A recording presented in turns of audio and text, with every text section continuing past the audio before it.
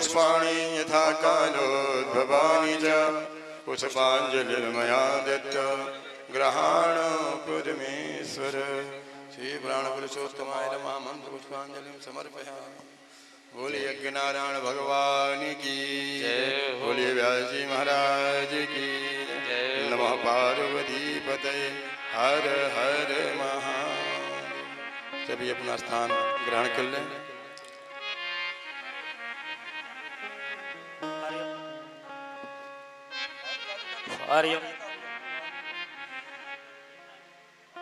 कल हम सभी लोग पूज्यपात के श्रीमुख से सुबह मरम भगवान श्री माँ पार्वती से कहते हैं कि काग बसोंड संग हम दो मनोज रूप जाने ही नहीं को। हम वहां पहुंच गए थे। कुछ दिनों के बाद नामकरण कर अवसर जानी भूप बोली पठये मुनि ज्ञानी। नामकरण संस्कार हुआ। गुरु वशिष्ठ ने नाम जो रखा, जो आनंद सिंधु सुख राशि सीकरते त्रय लोक सुपासी। सो सुख धाम रामयस नामा अखिल लोक दायक विश्रामा। ऐसा प्रभु का नाम रखा गया। प्रभु की लीलाएं अनंत हैं। तो एक बार जननी अनवाए कर श्रृंगार पलना पौढ़ाए, लेकिन प्रभु की लीला यहाँ वहां दो बालक देखा। मति भ्रम मोर की आन भी सेखा और भोजन करत बुलावत राजा नहीं आवत तज बाल समाजा। ऐसी प्रभु की लीला थी। प्रभु की लीलाएं अनंत हैं। तो मैं बाधा न बनते हुए मैं पूज्य महाराज से निवेदन करूंगा कि उस प्रभु की बाल लीला और उन अनंत लीलाओं का हम सभी को श्रवण कराएं। पूज्य महाराज जी।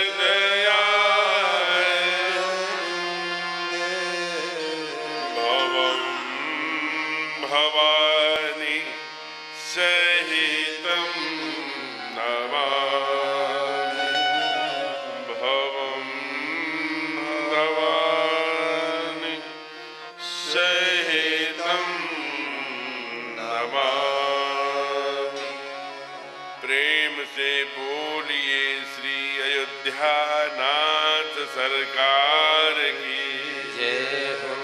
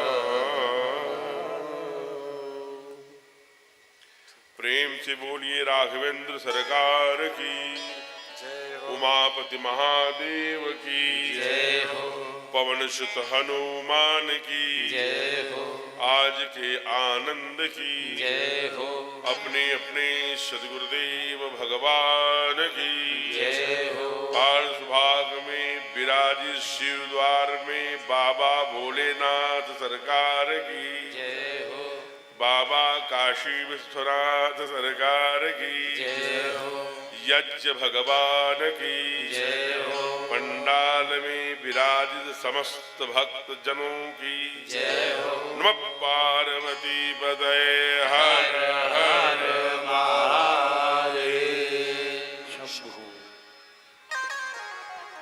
आइए आज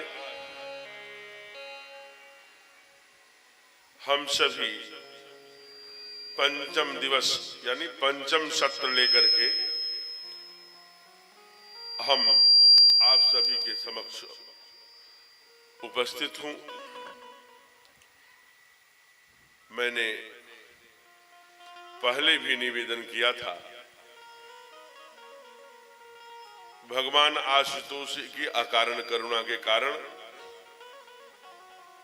यह जो सुयोग चैत्र मास के पावन पवित्र काल में बन पाया है, हम सभी कथा श्रवण एवं मुझे कथा कहने का अवसर आपके समक्ष मिला है। ये हमारे लिए स्वयं में वाणी परिष्करण का बहुत ही उत्तम माध्यम है। सर्वप्रथम औपचारिक उद्बोधन के क्रम में बड़े ही सुमधुर वाणी में,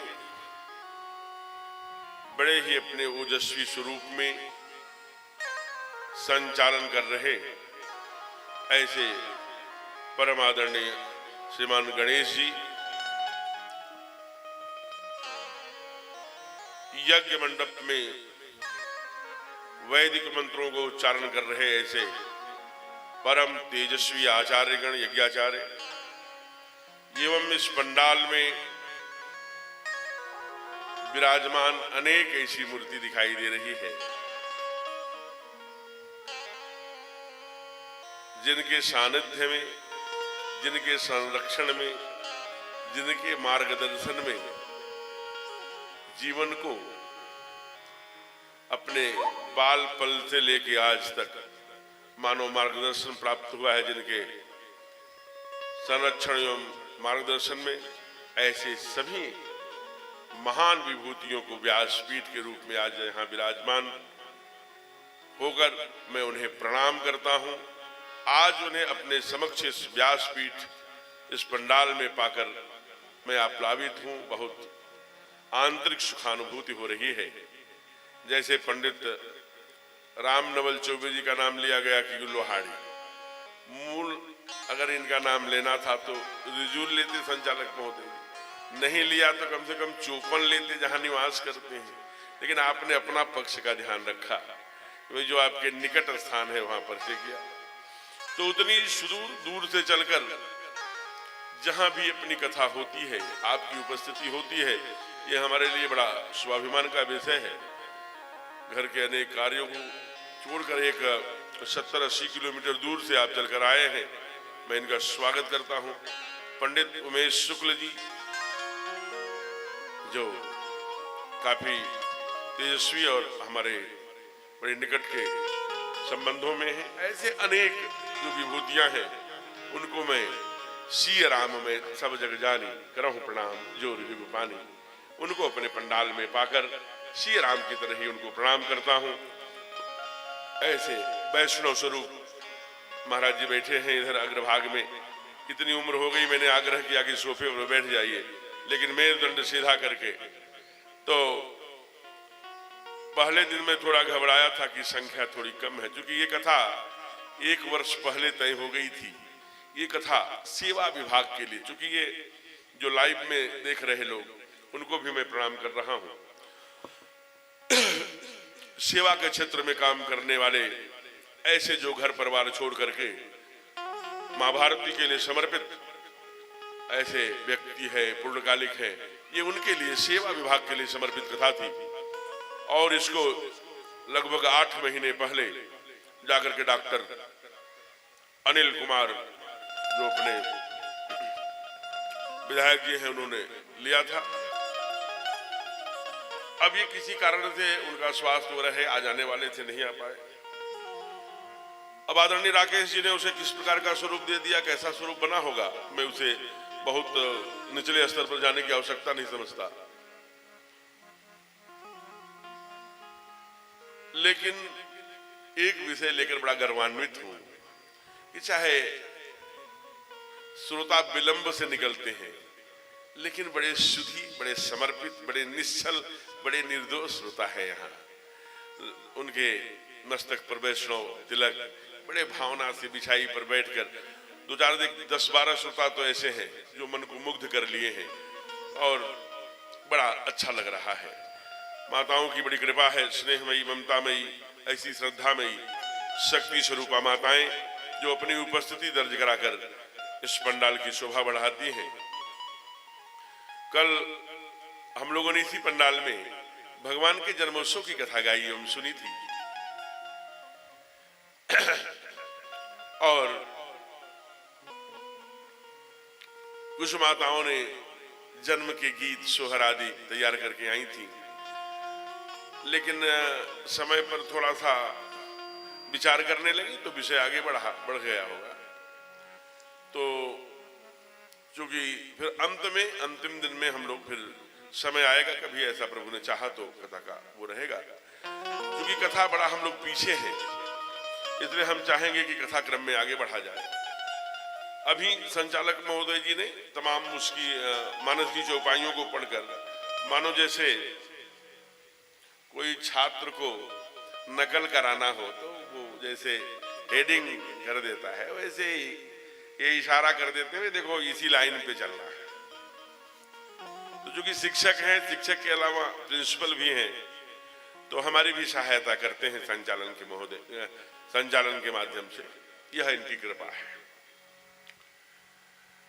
आइए हम लोग कल कहा कि दशरथ पुत्र जन्म सुनिकाना मानव ब्रह्मा नंद समान। अब इस पर अनेक विद्वानों ने अपना मत दिया कि ये ब्रह्मानंद पर कौन सा सुख है भाई।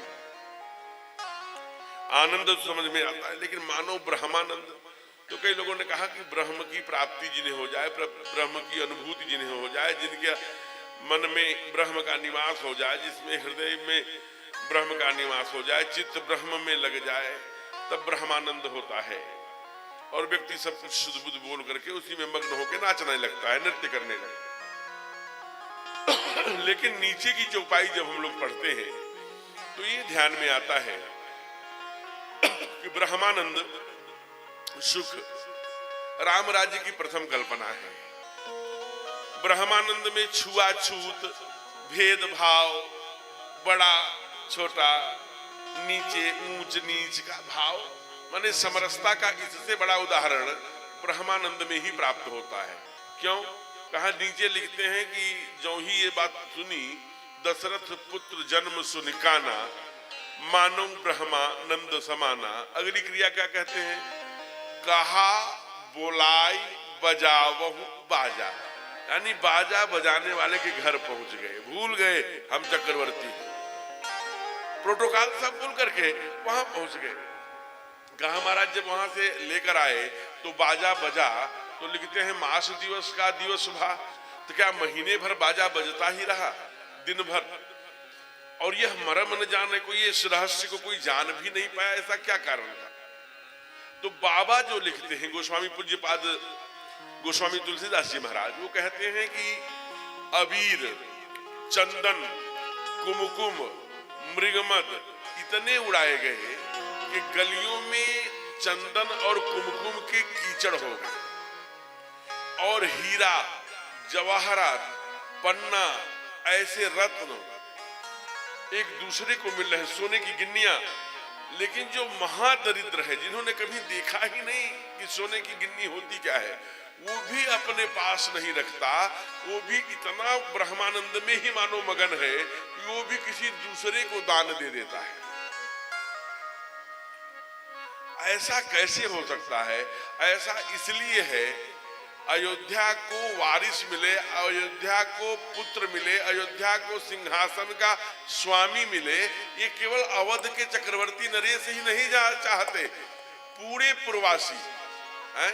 पूर्वासी माने, पूर्वासी कहूं तो आप जहां विराजमान हैं यहां भी पूर्वासी, काशी पूर्वासी, आर्यमगढ़ पूर्वासी, ये पूरा है, ये सब, ये जो लक्ष्मणपुर अभी बात हो रही है, लखनपुर जो लखनऊ बन गया, ये सब पूर्वासी दूर दूर से लोग जा रहे हैं और अनुष्ठानों पर बैठे हैं। कहा इसका प्रमाण, कहा कि बाबा ने लिख दिया, मृगमद चंदन कोम कोम की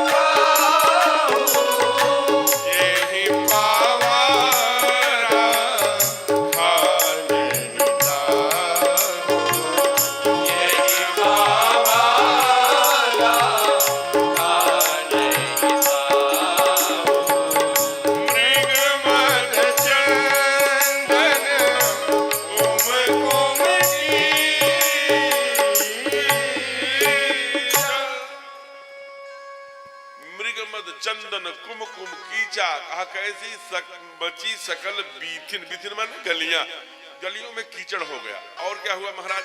कहा सर्वस दान दीन सबका हो, सब लोगों ने दान दिया तो पावा कौन? कहा जिन पावा राखा तिन ताहू, वो भी अपने पास नहीं रखते, वो भी दान दे। ऐसा सुंदर उत्सव चल रहा है। उसी समय लला के, राम लला सरकार के, ठाकुर जी के, मेरे राघव के कानों में किसी के रोने की आवाज आई। कहा भाई ये रोता कौन है, सामने आओ। कहा मैं सामने नहीं आ सकता। कहा क्यों? आप क्यों नहीं सामने आ सकते? कहा प्रभु मैं कैसे आऊं, आप देख नहीं रहे हैं मास दिवस का, आइए सुन लीजिए आगे जाइए। मास दिवस का दिवस भा मरम न जाने कोए, रास में चंद्रमा का कहीं कोई स्थान है क्या? आप कहते हैं कि आप सामने आ जाओ। कहा कि तू हो कहा? मैं कहा मैं आपकी बाईं तरफ खड़ा हूं। तो चाहते क्या हो? कहा आपकी सुंदर मुखमंडल का दर्शन करना चाहता हूं प्रभु, लेकिन इनसे कहिए हटे तब मैं तो करूं। कहा हे चंद्रमा मैं कैसे कह दूं हटे? मैं सूर्य वंश में आया हूं, अभिजीत मुहूर्त में आया हूं, चैत्र मास में आया हूं, दिन के ठीक 12 बजे आया हूं। इनका अधिकार बनता है, इनके अधिकार को मैं कैसे कह दूं कि आप हट जाइए? तो कहा तुम इसका मतलब प्रभु मैं दर्शन न करूं, दुनिया में बदनाम हूं, सच तुम्हारे प्रिय दास, मैं आपका प्रिय दास हूं, ऐसा लोग कहते हैं। सीढ़ियों पर पैर पीटने, माथा पीटने लगे। और चंद्रमा ने कहा प्रभु अगर हमें आपने दर्शन नहीं दिया तो यही आपके ड्योढ़ी पर माथा पीट के मैं प्राण त्याग दूंगा। तब ठाकुर ने कहा चंद्रमा तू चिंता मत कर, मैं अब वादा करता हूं कि त्रेता के बाद द्वापर में जो अगला अवतार होगा वो तेरे वंश में होगा और रात्रि के ठीक 12 बजे होगा और चंद्र वंश में होगा। खूब जी भर के दर्शन कर लेना भाद्रपद में। लाखों वर्ष बाद तब तक मैं कैसे प्रतीक्षा करूंगा? कुछ तो अवलंबन दीजिए, कुछ तो सहारा दीजिए, कुछ तो हमें अपनी ओर से ऐसा कुछ अवलंबन। प्रभु कहा कि तुम तो एकदम से हट कर दिया। चलो मैं राम तुझे वचन देता हूं कि आगे जब भी गुरुदेव मेरा नामकरण करेंगे तो राम सिंह, राम कुमार, राम नरेश, राम प्रसाद, राम किशोर, ऐसा कोई नाम नहीं रखेंगे। तेरा ही नाम मेरे नाम के आगे जोड़ देंगे और मैं रामचंद्र कहलाऊंगा, ऐसा वचन भगवान ने बड़ा सुंदर दिया।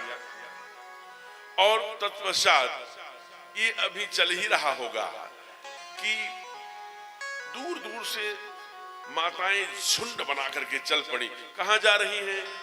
कहा अवध में राम लाला हुए हैं, उनके दर्शन के लिए जा रहे हैं। अच्छा, कैसे लगते हैं? अब लगते कैसे हैं? हमारे यहाँ जो साहित्य प्राप्त हुआ उसी के आधार पर मूर्ति की रचना करी, विग्रह की रचना करी। नीलांबुज श्याम मलको मलांगम सीता समारोपित वाम भागम दक्षिणो लक्ष्मणे यस्य वामे च जनकात्मजा पुरतो मारुति यस्य। तो वैसे ही कर, लेकिन सद्य कैसे हैं? ये तो कल बताया था ना, वो कौन बताया था कल? जो क्रूर है, अत्याचारी है, जो संतों की, ऋषियों की, मुनियों की, सूर गंधर्व हते हम तेते, जो मैं हत्यारा हूं कहा था। खरदूषण दोनों भाइयों ने कहा यद्यपि भगिनी कीन कुरूपा, लेकिन वध लायक नहीं पुरुषोनुपा। वह भी प्रभु की सौंदर्यता देख करके हथियार डाल देता है बिना किसी हथियार के। ऐसी लावण्यता है, ऐसी सुंदरता है। कोई कहता है चंद्रमा के समान मुखमंडल है, कोई कहता न न न न न आकाश की तरह नीले नीले दिखाते हैं, नीलांबुज ऐसा दिखाई देते हैं। कहा कोई नहीं, मैं बताऊं। कहा क्या? कहा कि आप चलकर देख लेना, सारे उनके सुंदर कमल दल के समान होठ हैं और सारा श्याम श्याम वर्ण बादल की तरह उनके शरीर है। अच्छा, नाम क्या रखा है? हाँ, नाम अभी तो कल जन्म ही हुआ, तो नाम क्या रखेंगे?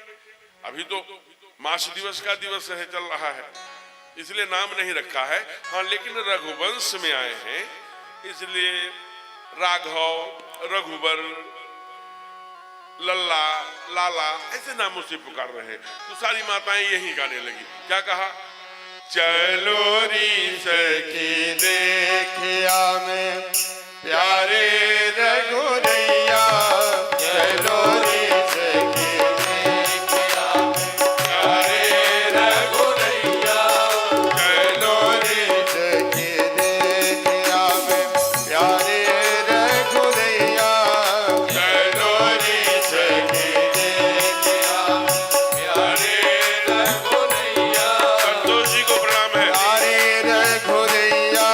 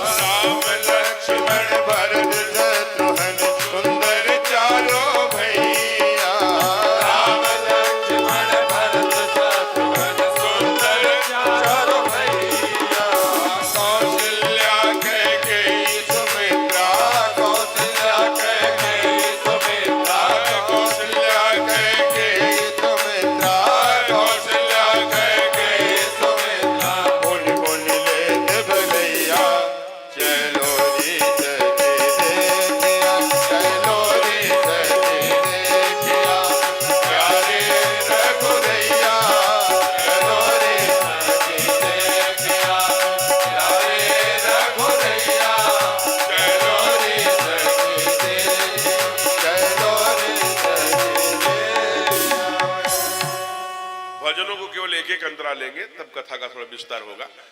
भजनों से भाव का निर्माण हो जाता है। कई बार सुनने की अपनी और थकान जो दिमाग की होती है थोड़ी सी अच्छी हो जाती है, रिलैक्स थोड़ा अपने को अनुकूल वातावरण बन जाता है। इसलिए केवल एक एक अंतरे का भजन करेंगे। एक बहुत सुंदर घटना प्रस्तुत कर रहे हैं। अब इधर माताएं देख रही हैं, उसी समय कैलाश पर रहने वाला डमरू लेकर के जो यहाँ विराजमान है शिव द्वार में, उनको लगा अरे रामलला तो आ गए अवध में। और जब जब रामलला अवध में आते हैं तब तब बाबा कैलाश छोड़ करके पहले अवध नहीं आते। पहले कहाँ जाते हैं? नीलगिरी। नीलगिरी कहाँ है आज? नेपाल में।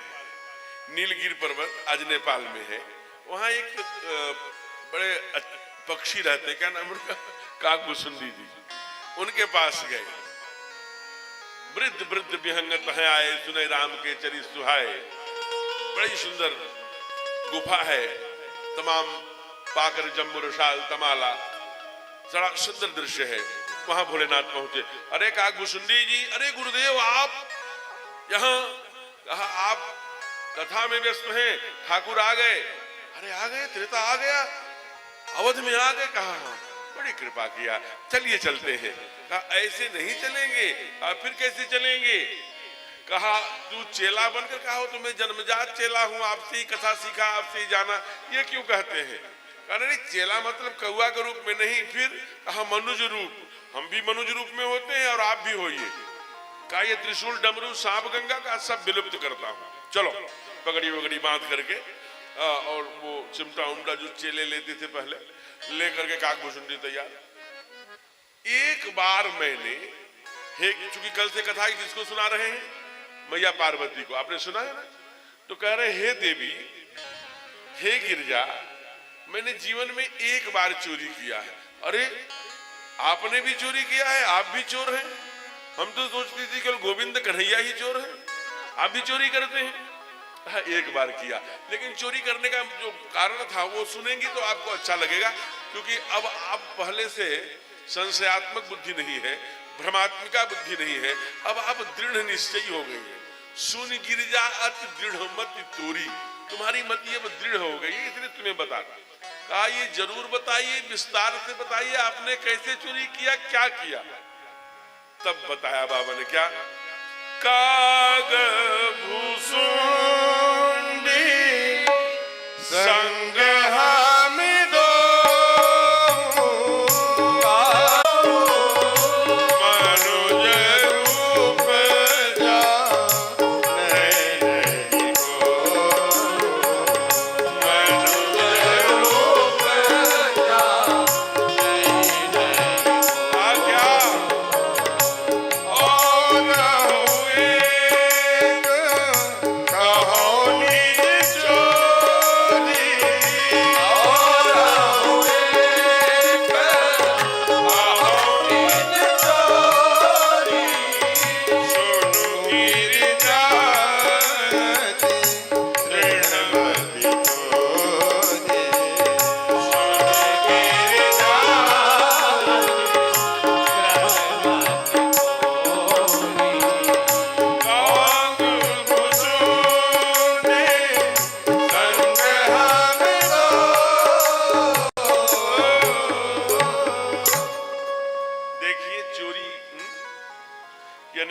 क्या हैं, लेकिन बाबा क्या कह रहे हैं? कह रहे काकभूसुंडी संग हम दो, मनुज रूप जाने नहीं को।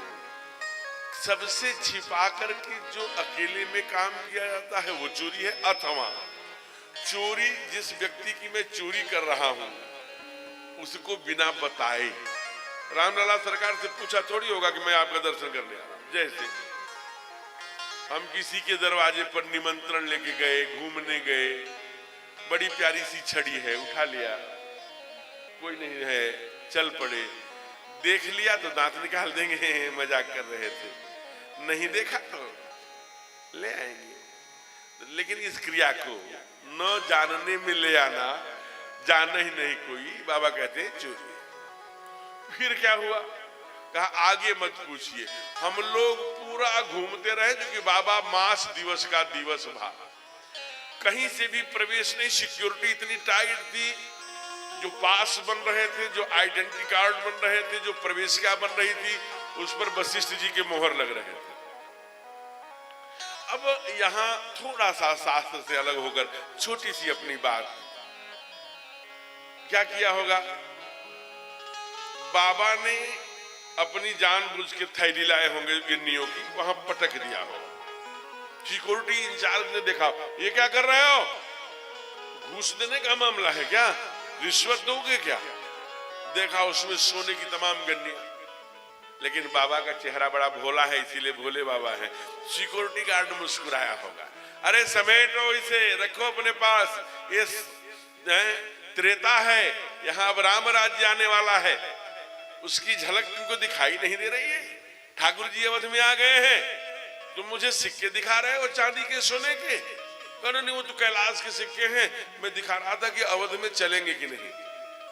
बाबा के भोले उत्तर पर मुस्कुराया सिक्योरिटी गार्ड। फिर सिक्योरिटी गार्ड ने एक बात कही होगी, घबराओ मत, ये त्रेता है, द्वापर आने दो, द्वापर जब आएगा तो जितने भी देख लेना 150 रुपए में बकरी और 250 रुपए में बांग्लादेशी घुसपैठी इस देश में घुसाए जाएंगे, और इतने होंगे कि कमर तोड़ देंगे।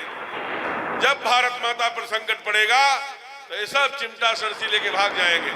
जितने सड़कों पर आपको हरी पगड़ी में दिखाई देते हैं, जिसमें ये एनजी लिखा है ना, GNG लिखा रहता है, ख्वाबा गरीब नवाज, इनके टंकी पर ग्रीन ग्रीन बना, ये सब बांग्लादेशी घुसपैठी।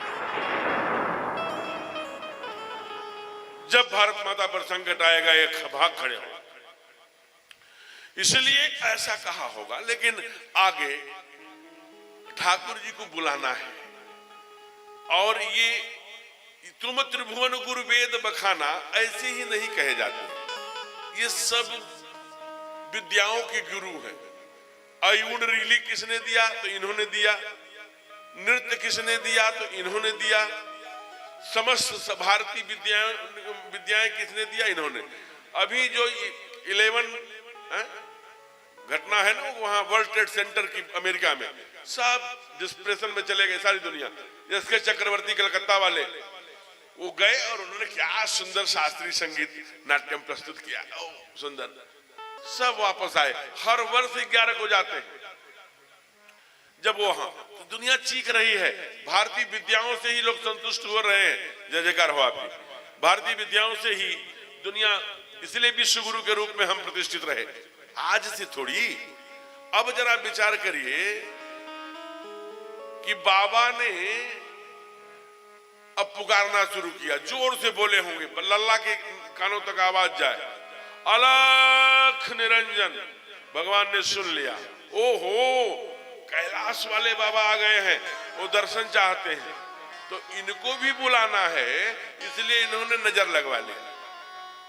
और नजर जब लगवा लिए तो ये सीधी साधी माँ है, कौशल्या है ना, कौशल्या यही आज जो छत्तीसगढ़ है, पहले छत्तीसगढ़ नहीं था, वो मध्य प्रदेश था। कब डिवाइडेशन हुआ, 30 नवंबर 2000 में डिवाइडेशन हो गया। एक मध्य प्रदेश हो गया, एक छत्तीसगढ़। एक की राजधानी पहले से भोपाल थी, दूसरे की रायपुर हो गई। तो रायपुर से 14 किलोमीटर दूर, बिलासपुर से 35 किलोमीटर दूर चंद्रखुरी नाम का एक स्थान है, कभी जाना चाहिए। वहां 5.5 फीट कौशल्या माँ का आज भी विग्रह है, वहीं की माँ थी, बड़ी सीधी सरल। लेकिन जब गोविंद तो इसलिए वशिष्ठ जी के पास ले गए, गुरुदेव ने कहा इन्हें नजर नहीं लगी है, नजर लगाई लगी है। मैंने कहा क्या मतलब, मुस्कुरा के बात को टाल दिए, वो नहीं चाहते पर्दा उठाना।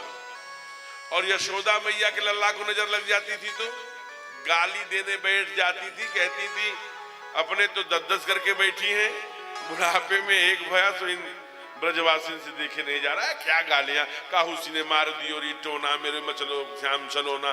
बड़े सुंदर ब्रज के भजन है, बड़ा सुंदर गालियां देती थी और नाराज होती थी, इन ब्रजवासिन की नजर बुरी है, ऐसे कह कर।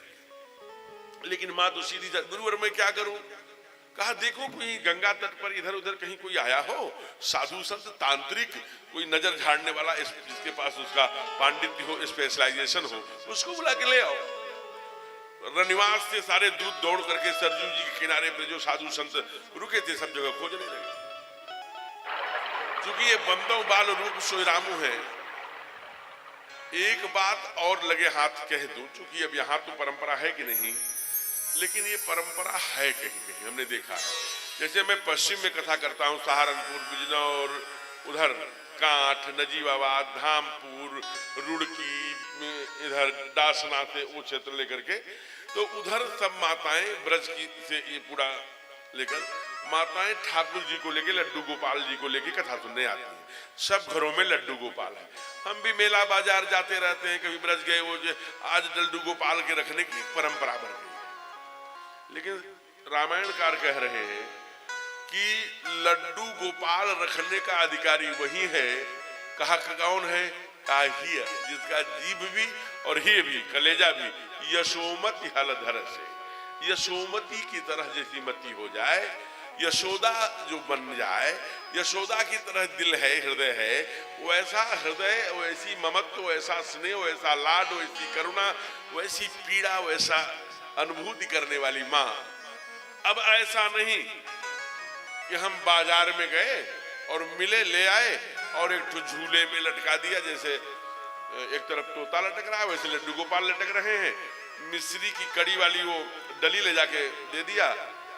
जो हम लोग सच्ची सच्ची बताइएगा, जब हम लोगों को कड़ी वाली कोई मिश्री देता है तो हम लोग इसलिए खाते हैं कि प्रसाद है, लेकिन जब लोग हम लोगों के हराठिए लोग, जो उनका तो चिन्मय रूप है, उनके मसगुड़ में जहां थोड़ी सी दतियां निकल रही हैं, उनके मसूड़े में कितना चुभता होगा।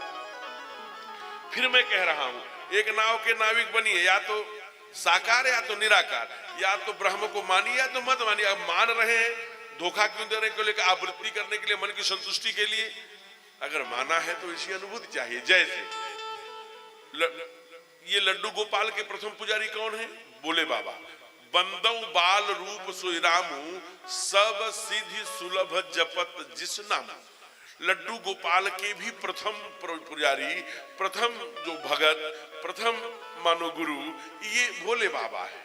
इसलिए ये उसी साकार रूप में वैसे ही लड्डू गोपाल को लाड करते हैं। जितना आसान है उतना ही बालक का लालन पालन पूजन कठिन भी है। जैसे आपको मैं कल की घटना बता रहा हूं, यहाँ ब्रज के लोग हैं और ये रास में भी आए हैं 40 लोग। इन ब्रज वालों से आप पूछ लेना, अगर मैं यहां से व्यासपीठ से कह रहा हूं। अभी दिल्ली की एक माँ थी, वो उसको स्वप्न आया कि रमण रेती है, उसमें रमण बिहारी जी है, कभी दर्शन करना। रमण बिहारी माने रमण माने घूमने वाला, बिहार करने वाला, ऐसा रमण बिहारी। वैसे आप अगर वृंदावन में चले जाएंगे, मैं 2005 में वृंदावन में गया तो वहां मैंने देखा कि गली गली में रमण बिहारी, चैन बिहारी, बेचैन बिहारी, बांके बिहारी, छैल बिहारी, इतने बिहारी तो बिहार में नहीं होंगे महाराज, इतने बिहारी वृंदावन में विराजमान है। तो आप जब अनुभव करिए कि वो माँ को स्वप्न हुआ कि रमण बिहारी जी बड़े ठंड लग रही है, माँ जल्दी जल्दी उनके उलेन के टोपी और वो शौक और क्या क्या सब चीजें बना करके ले आई। जल्दी चलिए, अपने पति को बार बार कहा जल्दी चलो, रमण बिहारी जी ठंड के मारे तड़प रहे हैं, जल्दी करिए, ठंड बढ़ रही है। मैं जल्दी जल्दी सारे उनके वस्त्र बनाई हूँ। जब वहां आई तो नित्य गोपाल दास जी महाराज जी के ही शिष्य वहां पुजारी थे। तो उन्होंने कहा कि वो रमण बिहारी जी कहाँ है? रमण बिहारी जी का मंदिर तो यही है। कहा है, कहाँ विग्रह कहाँ है? तो इतनी बड़ी बटिया थी, कहा यही विग्रह है, यही तो हम लोग रमण बिहारी मान के पूजा करते हैं। माँ ने कहा ये नहीं है, वो तो इतने बड़े से हैं और सुंदर उनका आंख है, ऐसा है, ऐसे गुगराले बाल हैं, ऐसे ऐसे सब वर्णन करने। पति को लगा कि पत्नी हमारी पागल हो गई, वो भी मजाक करने लगी। पुजारी जी खड़ाऊ पहने अपने कोठी में, अपने कमरे में चले गए। मैया वहीं बैठ करके रोने लगी, प्रभु ये क्या लीला है? आप तो कह रहे थे ठंड लग रही है, ठंड में आप कांप रहे थे, क्यों ऐसा किया मेरे साथ? वहीं कुछ बड़बड़ाने लगी। पति हट्टहास करके हंसने लगे, अरे भाई जल्दी पहनाओ, जाड़ा बहुत आ गई, और परिहास करने लगे। जब वो सच में चीख चीख के रोने लगी तो पुजारी जी को लगा कि या तो ये पागल हो गई है या तो कुछ बात गंभीर है। लौट के आए, कहा देवी आपने क्या स्वप्न में देखा? तो उन्होंने स्वप्न की सारी बातें बताई। कहा अगर तुम झूठ नहीं बोल रही हो, अगर स्वप्न में ये चीजें देखा है तो इन्हीं को पहनाती क्यों नहीं?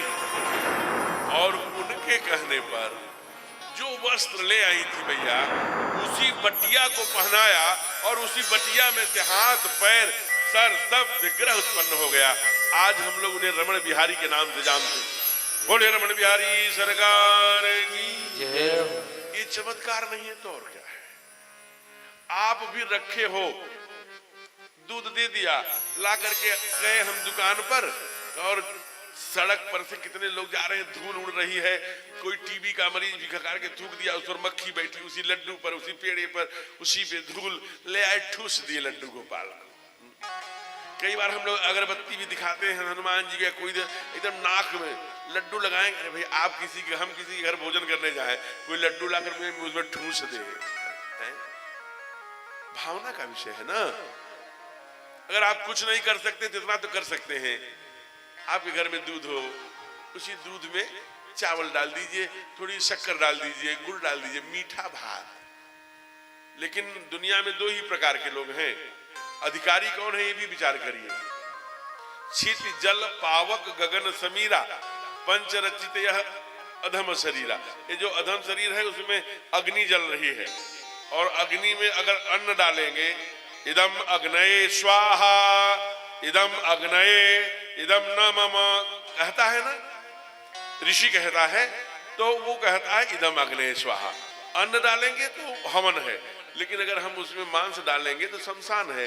तो जिसका पेट शमशान घाट बन गया, मैं उनकी बात नहीं कर रहा हूं, जिसका पेट हवन कुंड बना है अभी, उनके लिए ठाकुर जी की बात हो रही है।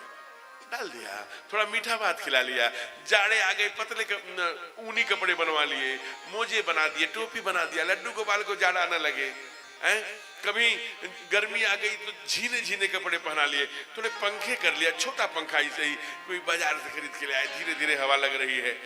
भाई साकार माना ही है ना, अगर नहीं तो कौन झगड़ा है? काहे मान रहे हो? झूठा काम करने की आवश्यकता क्या है? सब लोग ड्यूटी पे चले गए, टीचर धुल के लड्डू की थोड़ी लड्डू गोपाल की मालिश वालिश करके कपड़ा बदल के, मेरा लड्डू है क्या, मेरा गोपाल है क्या? अकेले में आप प्यार करिए, बूढ़ी माँ के असरों से दूध निकल आया है महाराज। ब्रज में 80-80 वर्ष की माताओं को ये प्रमाण है, जाके घूमिए। आप वो आती है कि वो लड्डू गोपाल गिर गए तो डॉक्टर आया, आला लगाया, ये खूब कैसेट बजा बहुत दिनों तक, मैं उसकी चर्चा नहीं कर रहा हूं। लेकिन मानिए तो साकार मानिए, मत मानिए तुम। जो एक आलाख निरंजन नजर लगवा, और उसी समय दूध पहुंचा। कहा कि आप कौन हैं?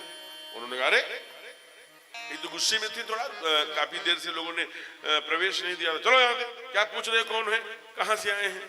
अरे भाई हमने आपसे तो इतना ही पूछा, ये क्यों नाराज हो रहे हैं? काकभूषुंडी जी से लाला हुए, उनको नजर लग गई है, इसलिए कोई ज्योतिषी नजर झाड़ने वाला खोज रहा है। ओहो, इतना सुनते ही भोले बाबा ने कहा रुको रुको भैया, रुको रुको, क्या है? आप तो एकदम डांट रहे हैं। कहा नहीं भाई मुझसे गलती हो गई, क्षमा करना, मैं खानदानी नजर झाड़ने वाला हूँ, पुरखे पतंगों से केवल नजर झाड़ने का काम करता हूँ, मुझे ले चलो।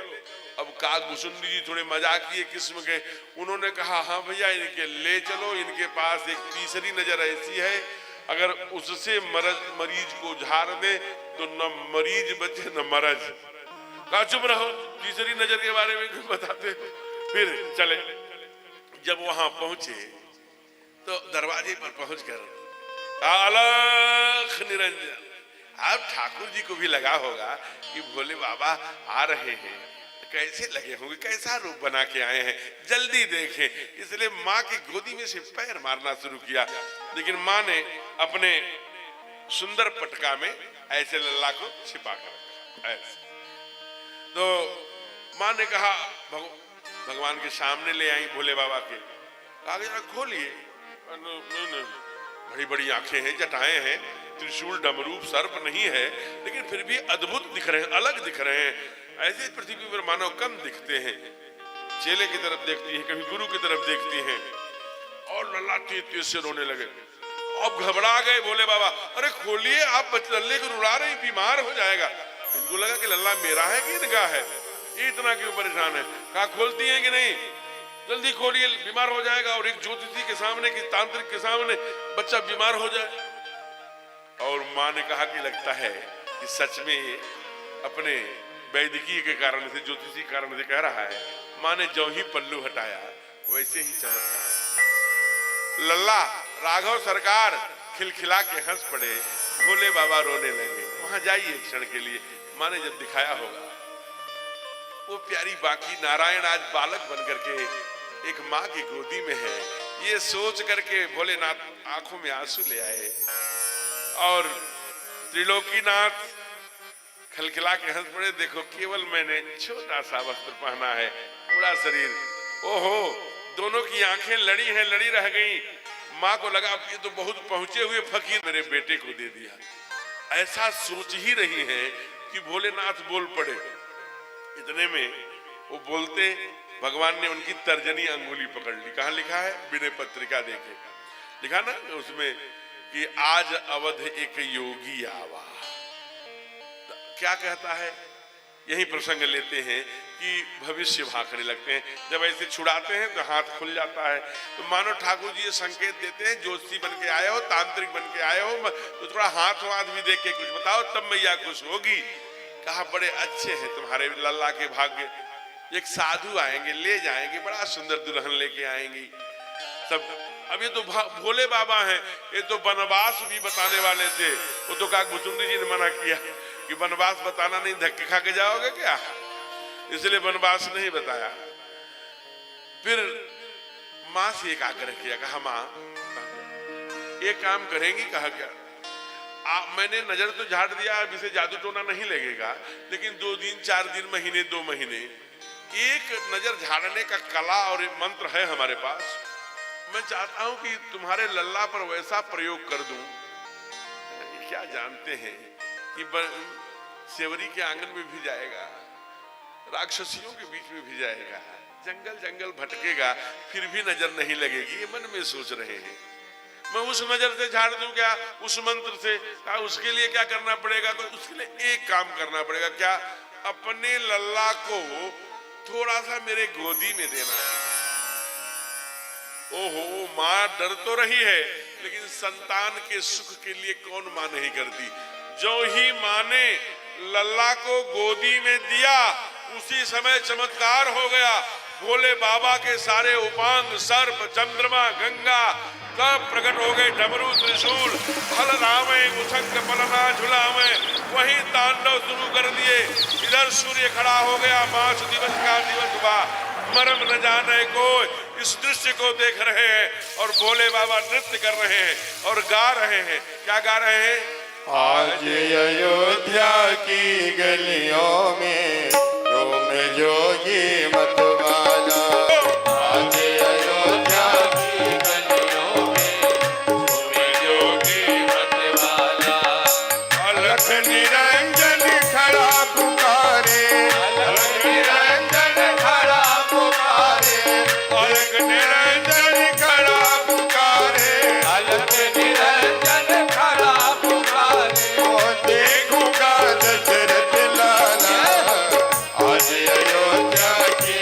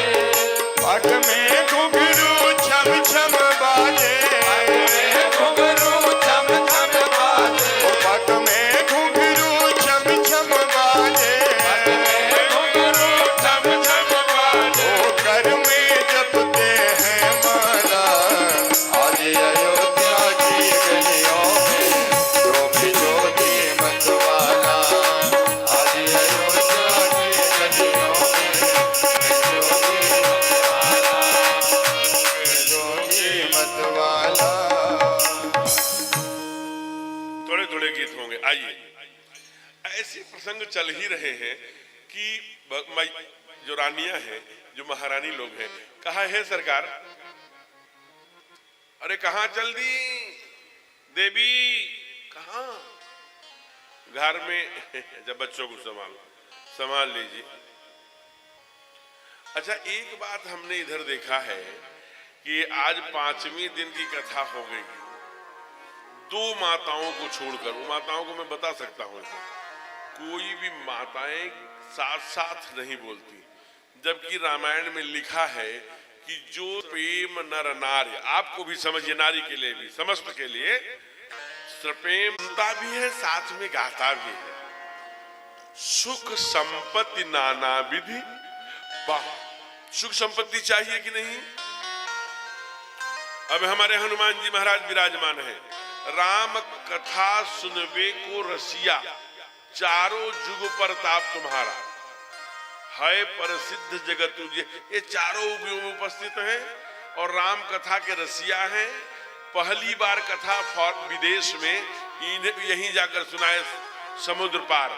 श्रोता थी भक्ति देवी, सरस्वती, सीता मैया, और प्रमाण दिया जब ही भगवान की कथा सुनाया, भक्ति देवी का भी दुख का नाश हो गया।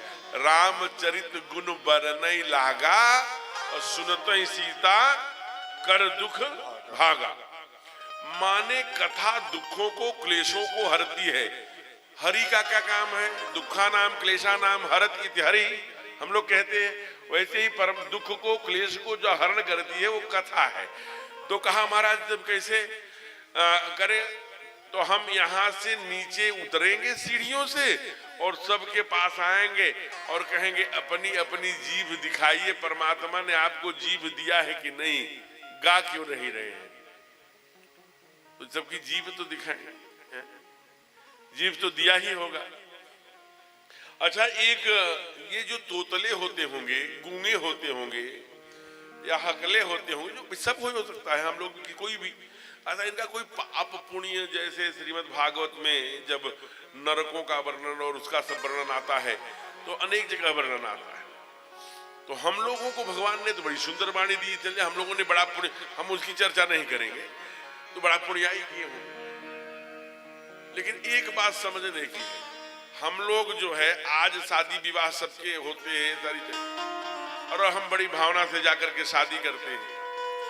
हम तो देखे हैं ऐसी माताएं भी जिनके 7-7 बेटियां हैं, वो भी जाएंगी दूसरे की बेटी को कहेंगी ये बड़ा गड़बड़, इसकी नाक टेढ़ी है। आज देख करके शादियां होने लगी। पहले पुरोहित, पूरा हित करने वाला जो पुरोहित होता था, वहीं आज के आप लोग इसमें बैठे होंगे कई लोग, 50 वर्ष पहले जाइए, पुरोहित शादी तय कर देते थे और उसको परिवार करता था। फिर की पत्नी थोड़ी तोतली हो गई। कैसी हो गई? तोतली। तो जब वो कहीं से आते थे तो वो बेचारी बोलती थी, नमस्ते जी, आत्या खाएंगे, आत्या खाएंगे। तो वो गुस्से में हो जाते थे, चलो, और उनका उससे बात नहीं करते थे, तोतली थी। तो दूसरी शादी कर ली। दूसरी शादी भी करके आ रहे थे तो गाड़ी कहीं उछली, बारातियों का कुछ नहीं हुआ, केवल दुल्हन की जीभ कट गई, 2 तोतली, एक बाएं और एक दाएं। दोनों सुबह जलपान के समय दीदा खाएंगे, मूली के भलुआ पलाते खाएंगे कि गोभी के, चलो गोभी के मूली के।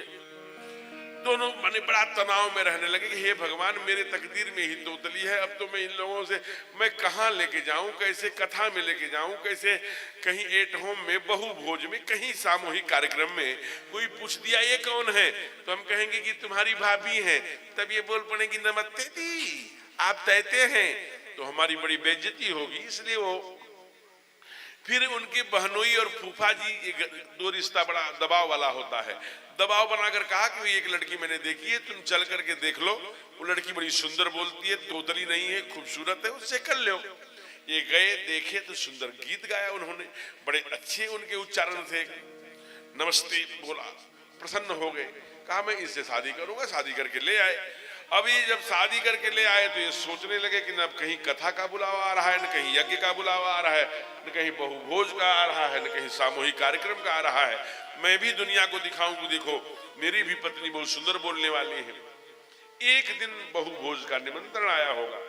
ये फैक्ट्री में गए, फैक्ट्री 4 बजे ही बंद कर दी। उस दिन 7 बजे का निमंत्रण था, 4 बजे बंद कर दिया। मैनेजर को बुलाया, इतना वहां चढ़ा देना, इतना जीएसटी दिखा देना, वो दिखा देना, ये दिखा देना, पूरा रजिस्टर इनकम टैक्स सब मैंने जो करते होंगे वो किया होगा।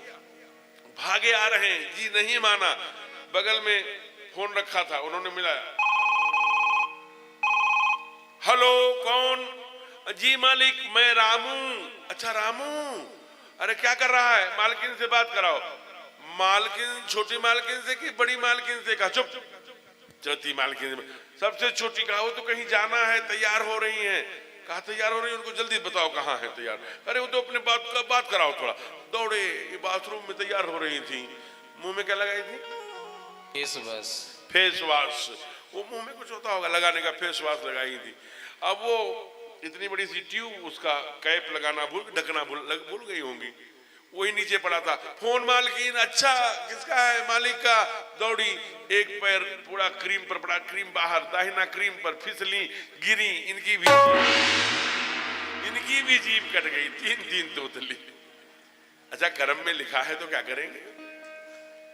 अब ये तीनों तोतलियां रोज बोलती थी, आज त्या खाओगे दाल चावल बना दे तो कुछ पुली सब्जी या लोती सब्जी। अभी इनके बोलने पर इनको बीमारी हो जाए, बड़े गुस्से में हो जाए। लेकिन कहते हैं कि गुह्यम निगूहत गुणान प्रगटिम करोति शनमित्त लक्षणम मृदम प्रवसन्ति संतः। एक अच्छा मित्र था जो संतों ने जिसकी वर्णन किया है, वो था। तो वो आया, कहा कि उनके जो दुर्गुण है उनसे कहना, समाज में सद्गुण की चर्चा करने वाला। कहा मैं बताऊं भैया, मैं तुम्हारा असली दोस्त हूं। एक काम करोगे? क्या काम करना है? कल हमारे जीजा जी आ रहे हैं 12 बजे, आपके यहाँ भोजन करेंगे, मना मत करिएगा। कहा कितने बजे आएंगे? कहा 12 बजे। कहा ले आओ। अच्छा हम तुम जानते हैं कुछ न कुछ बदमाशी करोगे। नहीं कुछ बदमाशी नहीं करेंगे भैया, विश्वास करिए। अच्छा चलो ले आओ। घर पे आए, तीनों को बुलाया, कल हमारे दोस्त के जीजा जी आ रहे हैं, अच्छी पकवान बनाना। अगर कोई गड़बड़ किया तो समझ लेना सबको मैके भेजेंगे। जो राजसी ठाट चल रहा है ये चलने नहीं पाएगा। तीनों ने कहा आप निश्चिंत हो जाइए, हम लोग तुच्छ नहीं बोलेंगे। अच्छा वो निश्चिंत हो गए और निश्चिंत होकर के ठीक 12 बजे आ गए जीजा जी और दोस्त। दाल चावल कतरा कलौजी, क्या सुंदर, बरी बारा इड़हा रसाज, कुछ बढ़िया देसी घी की पुली पूड़ियाँ, कुछ बढ़िया चकाचक उसके मूंग का हलवा, कुछ हो क्या सुंदर। चारों तरफ सारे भोजन, कढ़ी में खूब अच्छी बड़ी एकदम सॉफ्ट भीगी हुई, इतना सुंदर भिंडी का भरुआ, उसका परोरे का भरुआ और उसका करेला का भरुआ, और क्या 56 भोग एकदम बना सामने रख दिया, एकदम प्रसाद पाने में। ओ हो। इतने में दोस्त ने कहा कि भाई भोजन तो बहुत अच्छा बना है, दाल इतना, चावल इतना, लेकिन एक करेला किस भाभी ने बनाया है? क्यों? कहा ये मुंह में रखा, पूरी जीभ खट्टी हो गई, एकदम से जीभ टूट जैसी गई। हे भगवान, किस भाभी ने बनाया है? ये तो क्या बताऊं। अच्छा माताओं का ये शौक रहता है कि कोई वीआईपी व्यक्ति भोजन करने आया तो कमेंट भोजन पे क्या करेगा, ये जानने के लिए पर्दे के पीछे ही खड़ी रहती। निकल पड़ी बड़ी वाली, क्यों? इतने तेल में तली फिर भी तलवी लह गई। लो, मना किया था बोलना नहीं, तब तक दूसरी आई और मुट्ठी बांधकर पीठ पर लगाया। कहा क्यों? उन्होंने मना दिया था फिर भी बोल पली। और तीसरी जो किचन में थी उसने दोनों हाथ गाल पे रख करके कहा, भैया मैं इसीलिए तुप बैठी हूं। तो हम लोग इसीलिए तो तुप नहीं बैठे हैं, परमात्मा ने जीभ दिया है, क्या वैसे ही रानियों की हम सभी के लिए। इसलिए ब्रज के संत कहते हैं कि अपनी वाणी में अमृत घोल रचना राधे राधे बोल रचना राधे राधे बोल। अपनी वाणी में अमृत घोल रचना राधे राधे बोल रचना राधे राधे बोल। ये नाम बड़े अनमोल, ये नाम बड़े अनमोल रचना राधे राधे बोल रचना राधे राधे बोल रचना राधे राधे बोल। इसलिए साथ में गाइए, क्योंकि सुख संपत्ति नाना विधि पावे। अगर सुख संपत्ति चाहिए, नामकरण का अवसर आया, रानियों ने कहा लल्ला लल्ला राघव राघव बुलाएंगे कि इनके नाम भी होंगे। गुरुदेव ने कहा इनके नाम तो अनेक हैं, अनेक प्रकार के हैं, लेकिन मैं कलिकाल की तरह नहीं कि पेट में गर्भ आया नहीं, इनका नाम मौसी रखेंगी टिंकू कुमार। क्यों रखेंगी टिंकू कुमार भैया? शास्त्र के आधार पर रखिए। जो राशि हो, जो नक्षत्र हो, जो ग्रह हो, जो जिस वार तिथि में आए हो, ग्रह नक्षत्रों के आधार पर नाम करिए। महाराज जी ग्रह नक्षत्र का क्या सच बात है? अरे सच बात नहीं है तो काशी में बैठा हुआ मेरा आचार्य, उज्जैन में बैठा हुआ, हरिद्वार में बैठा हुआ, जरा सोचिए प्रयाग में बैठा हुआ लिखता है कि 1 वर्ष बाद मई महीने के 27 तारीख को इतने बजकर इतने सेकंड पर सूर्य ग्रहण लगेगा, चंद्र ग्रहण लगेगा। लगता है कि नहीं लगता? अगर ज्योतिष झूठा होता तो ये कैसे चमत्कार होता है? एक निश्चित नक्षत्र में ही पपीहा पानी पीता है, केवल स्वाति नक्षत्र में, और क्यों नहीं पीता भाई? एक निश्चित नक्षत्र में ही सीप में मोती बनती है, अन्य नक्षत्रों में क्यों नहीं बनती भाई? एक निश्चित नक्षत्र में ही केले में कपूर बनती है, और नक्षत्रों में क्यों नहीं बनती? एक निश्चित नक्षत्र में ही जितने कीड़े मकोड़े हैं सब नष्ट होते हैं, हथिया, और नक्षत्रों में क्यों नहीं? ये इसलिए आप बड़े प्यार से नक्षत्रों के आधार पर, ग्रह के आधार पर, वार के आधार पर, तिथि के आधार पर अपने बच्चों का। कई लोग कहते हैं अच्छा महाराज जी हमारे पुरोहित जी आए थे, उन्होंने ड पर लिखा, नाम निकाला था डमरू प्रसाद की डंगर प्रसाद क्या रखे? सभी अक्षर के 5 मित्र अक्षर होते हैं, उसमें से रख लीजिए। महाराज जी बैठे हैं यहाँ तो आप कुछ भी रख सकते हैं, लेकिन बालकांड दोहा क्रमांक 196 से 197 में 4 चौपाई और 1 दोहा ये नामकरण का है। आज इसे आप अपने पूजा में जोड़ लीजिए, संपूर्ण प्रकार का सुख, संपूर्ण अन्न भंडार भरा रहेगा, सुख की प्राप्ति होगी, शत्रुओं का विनाश होगा, यश कीर्ति समाज में प्रतिष्ठित होगी, ये शास्त्र कह रहा है। और मैंने पहले दिन निवेदन किया था शास्त्री झूठा हो सकता है, शास्त्र झूठा नहीं होता। आज हमारे साथ गा लीजिए, मैं अपने पूजा में रोज गाता हूं इसलिए आपको बता रहा हूं, आप भी गा लीजिए आज।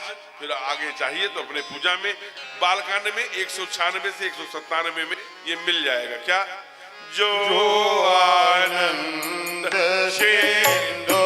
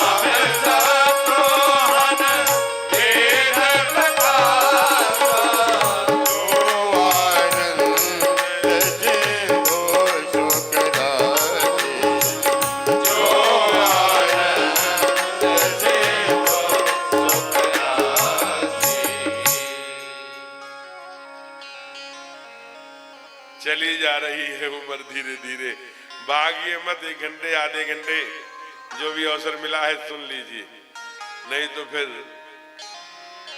भागते रहेंगे मोबाइल लेके। चलिए, कंधे पर जब दायित्व आता है कुछ जिम्मेदारियां बढ़ती हैं, सुनील जी उसी के शिकार हुए होंगे। आइए, बड़ा सुंदर प्रसंग चल रहा है। भगवान के नामकरण की भरत जी के कुमार लक्ष्मण शत्रुघ्न की ये चौपाइयां बड़ी प्यारी हैं।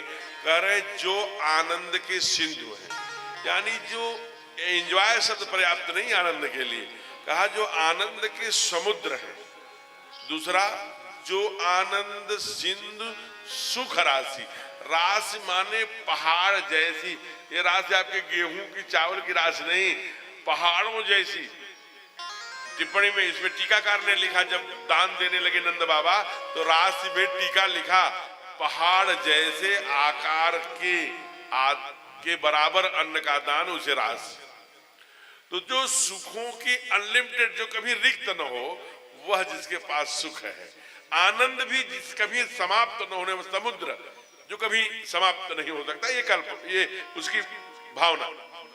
जो आनंद का सिंधु है, सुखों की राशि है, जो आनंद सिंधु सुख राशि, सीकर ते त्रैलोक सुपासी। ये सीकर क्या है भैया? मैंने ब्रज में संतों से पूछा, हे गुरुदेव, हे संत जन, सीकर क्या है? तो उन्होंने कहा भैया, पानी में अथवा दूध में अथवा छाछ में अंगुली डाल और ऐसे मारिए, उसका 11वां कण, ये परमाणु और इससे नहीं, इसके 11वां से 11वां कण जो है वो दैट इज सीकर, वह सीकर हो सकता है। तो कहा उससे क्या होगा? त्रैलोक्य, तीनों लोग संतुष्ट हो जाए, समुद्र की आवश्यकता नहीं है। वो जो अंगुली से मारे उसका जो कण है 11वां कण, उससे तीनों लोग संतुष्ट हो जाए। इतना सुख है, इतना आनंद है वो लेकिन विचार करना, ध्यान रखना, इतना सुख और इतना आनंद होते हुए भी जो परमात्मा आनंद नहीं लेता, सुख नहीं भोगता, एक कवि ने कहा राम बन गए तो बन गए, या आज गाए जा रहे हैं। जो अयोध्या के लिए नित्य मंगलाचरण में गाते हैं हमारे आदरणीय पंडित अनुसुईया प्रसाद शुक्ल जी, भागवताचार्य, गाते हैं ना कि त्यक्त्या सुरक्षित सुरक्षित राज लक्ष्मी धर्मेष्ट आर्य बचता यदगादरणीयम माया मृगम दैव यक्षित वनमधावत वंदे महापुरुष ते चरणारविंदम। कहा कौन है ये जो माया मृग के पीछे दौड़ रहे हैं? ऐसे वंदे महापुरुषतम, ऐसे श्रीमद् भागवत की एकादश स्कंद की श्लोक है। तो कहा कि ऐसे भगवान को प्रणाम है। कहा जो दुनिया के जिसे देवता भी, सारे सुर देवता भी जिसके लिए तरसते थे, अपेक्षा करते थे प्राप्त करने के लिए, उस राज्य को ये ठोकर मार के आए हैं, वो राम है। और जीवन में कभी आनंद नहीं लिया। कुमार भरत ने जब भैया ने कह दिया कि बाटों विपत सबई मिल भाई, तुम ही अवध भर बड़ी कठिनाई, अवध चले आए। अवध से दूर जाके नंदी गांव में 42 फीट गड्ढा नीचे खोद के बैठ गए। जब बड़ी माँ और गुरुदेव ने आग्रह किया तो तीसरे दिन गाय के गोबर से गेहूं के अन्न निकाल के इतनी बड़ी टिकिया बनाकर जीने के लिए केवल खाते हैं, अन्न का त्याग कर दिया। दाता किसके बने? अन्न के। विश्व भरण पोषण कर जोई, ताकर नाम बरते सोई। ध्यान रखना, आनंद का त्याग कर दिया राघव ने। दाता किसके बने? आनंद के। कुमार भरत ने अन्न का त्याग कर दिया। दाता किसके बने? अन्न के। शत्रुओं को केवल मंत्रा को मारते हुए दिखाई देते हैं, दंडित करते हुए दिखाई देते हैं, लेकिन रक्षा करते हैं शत्रुओं से शत्रुघ्न। कुमार लक्ष्मण कहीं भी उदार नहीं दिखते, चाहे वो परशुराम जी हो, चाहे जनक जी हो। लेकिन अगर कहीं यश कीर्ति उदारता के दाता कोई है तो लक्ष्मण है। लक्षण मेरा प्रिय सकल जगत गुरु वशिष्ठ तेहि राखा, लक्ष्मण नाम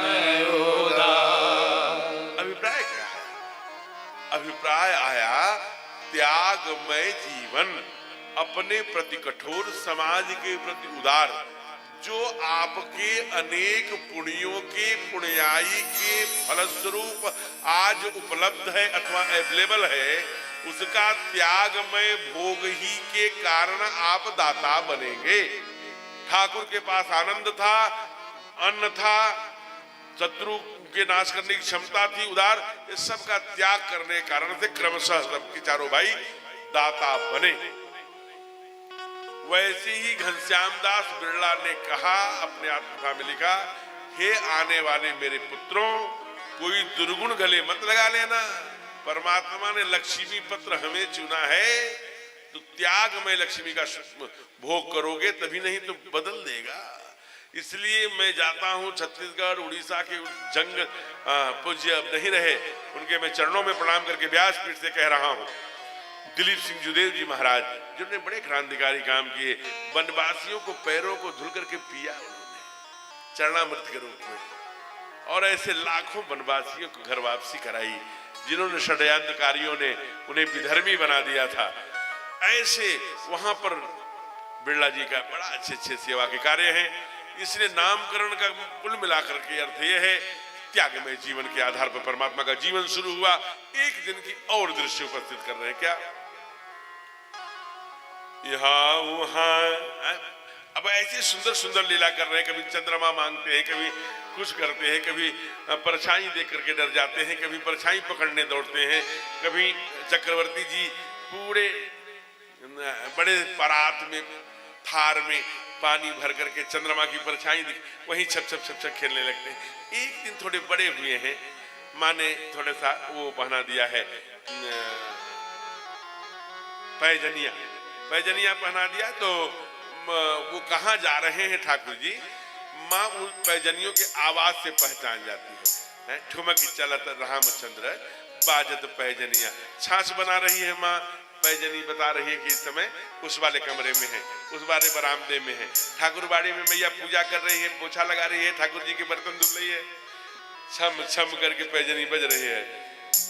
माँ को पता है कि चारों भाई किधर खेल रहे हैं, तो पैजनी के आवाज से माँ सब जान रही है। एक दिन की बात है, ठाकुर बाड़ी में पूजा कर रही होगी, पूजा करने का विलंब हो रहा होगा, ठाकुर जी को जल्दी जल्दी तैयार कर रही थी। एक बार ऐसी घटना घट रही, बाबा स्वयं कर रहे हैं। माँ ने सुंदर श्रृंगार किया आज ठाकुर जी का, कर श्रृंगार पलना पौढ़ाया, पलना पर पौढ़ाया। भगवान को भी लगा कि अब लीला करनी चाहिए। इधर मैया कहाँ गई, आप गई जहां पाक बनावा, जहां ठाकुर जी की भोग भोग लगे, तब लेकर के माँ ठाकुर बाड़ी में पहुंची। तो वहां देख रही है कि जो विग्रह था, उसी विग्रह के सामने तो लल्ला को जो भी पलने में बिठा के आई हूं, ये वही खड़ा है, गाल में चिकोटा होगा, कौन है तू, एकदम में बने हुए ठाकुर बने हैं। देखिए लीला एक ही है, समझने की है। कभी कभी हम लोग कृष्ण में गोविंद के और भगवान ठाकुर जी के भ्रम में पड़ते। राम कृष्ण एक दो एक हैं, अंतर नहीं निमेष, इनके नयन गंभीर हैं, उनके चपल जनेश। वो थोड़े चंचल हैं, थोड़े आनंददायी हैं, तो द्वापर के अंत में आए तो थोड़ा ये सोरहों कला के हैं। वो आप जरा विचार करना, दोनों की लीला एक है। आप कभी जब 84 कोस की परिक्रमा में जाएंगे ब्रज में, तो वहां एक घाट का नाम है ब्रह्मांड घाट। आपको पता है वो किसका ब्रह्मांड घाट क्यों पड़ा? यहाँ ब्रजवासी आपके यहाँ आए हैं, अनेक पूछिएगा कि रास वालों से कि ब्रह्मांड घाट उसका नाम क्यों पड़ा, वो बताएंगे। क्योंकि वहां गोविंद और बड़े भैया दाऊ जी खेलते हैं, और खेलते खेलते मैया गंगा जी आई हैं, वहां यमुना जी आई हैं, स्नान कर रही हैं, चल पड़ी। अच्छा अभी जा रही हैं, फिर आएंगी कि जा रही हैं, अब नहीं आएगी? अच्छा बहुत सुंदर। तो घर में कुछ जा रही हैं। हमारे गुरुजी ने एक बार कहा कि बेटा कथा कर ले, साल 2 साल 4 साल 5 साल, आने वाले समय में कथा सुनने के लिए कोई खड़ा नहीं मिलेगा। हमने कहा क्यों? कहा ये बताओ, गूगल का जमाना आ गया, तमाम सारी चीजें हो गई, लोग मोबाइल में देख रहे हैं, लैपटॉप में देख रहे हैं, किसको फुर्सत होगी 4 घंटे सुनने? हम कहे कि महाराज जी ऐसा कैसे होगा, फिर ऐसे नई पीढ़ी को हमने कहा कि हमने कहा आपने कैसे अंदाजा लगा लिया गुरुदेव? कहा देखते नहीं हो कथा में कोई नई पीढ़ी आती है कथा में कथा सुनने? तो हमने कहा हाँ, नई पीढ़ियां कम रहती हैं, बुजुर्ग लोग ज्यादा रहते हैं।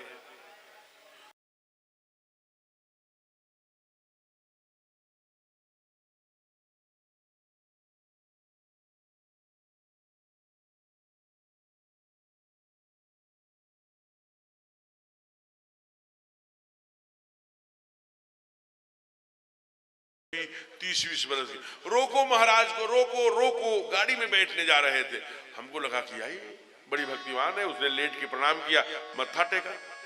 कहा कि ये आप बताइए कि वो आप महाराज जी कथा कितने दिन की कर लेते हैं? हमने कहा यहाँ तो 9 दिन की थी। तो कहा अच्छा ये बताइए क्या आप 1 महीने कथा कर सकते हैं? हमने कहा बिल्कुल कर सकते हैं, अगली बार आइएगा तो 1 महीने करिएगा। हमें बहुत अच्छा लगा। हमने कहा वाह, गुरुजी कहते हैं नई पीढ़ी नहीं आ रही है, तो नई पीढ़ी की है, 30 बरस की है, कह रही 1 महीने कथा कराने के लिए। तो मेरे मन में भी जिज्ञासा हुई। हमने कहा बेटी बहू ये बताइए कि आपको कथा में कौन सा प्रसंग सबसे अच्छा लगा? क्योंकि वो मैं बहुओं के बीच में बार बार सुनाऊंगा तो प्रेरणा बनेगी। तो उसने नाखून को तोड़ते हुए कहा महाराज जी कथा का प्रसंग। हमने कहा क्यों? कहा कथा सुनने मैं कभी नहीं गई। हम फिर क्यों 1 महीने की कथा करानी चाहती हो?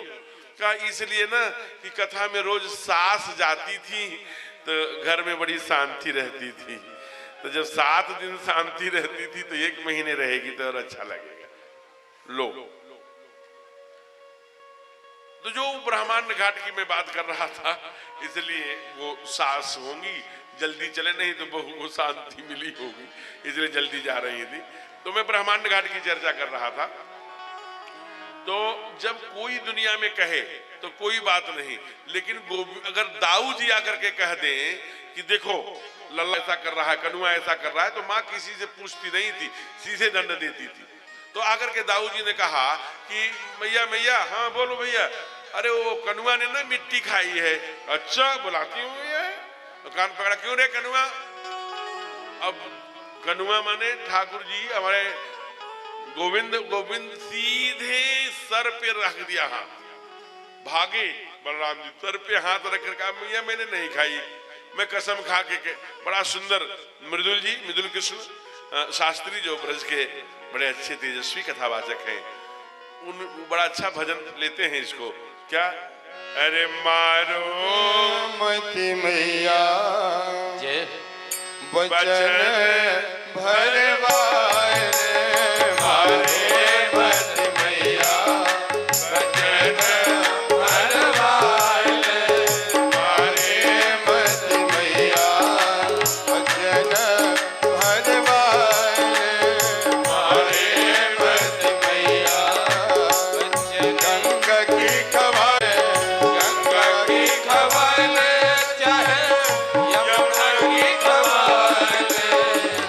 गंगा की खवाले चाहे यमुना की खवाले, गंगा की खवाले चाहे यमुना की खवाले, जाओ भैया को हाथ भरवाले मारे मति मैया बचन भरवाले मारे मति मैया मारे मति मैया मारे मति मैया। कहा गंगा की खवाले चाहे यमुना की खवाले, चाहे दाऊ भैया के सर पे हाथ रखवा लो। दाऊ भैया हट गए, मेरी झूठी कसम तुम मत खाना, अगर कसम खाना है तो तुम किसी और को खाओ। लेकिन माँ ने कहा मुंह खोलो।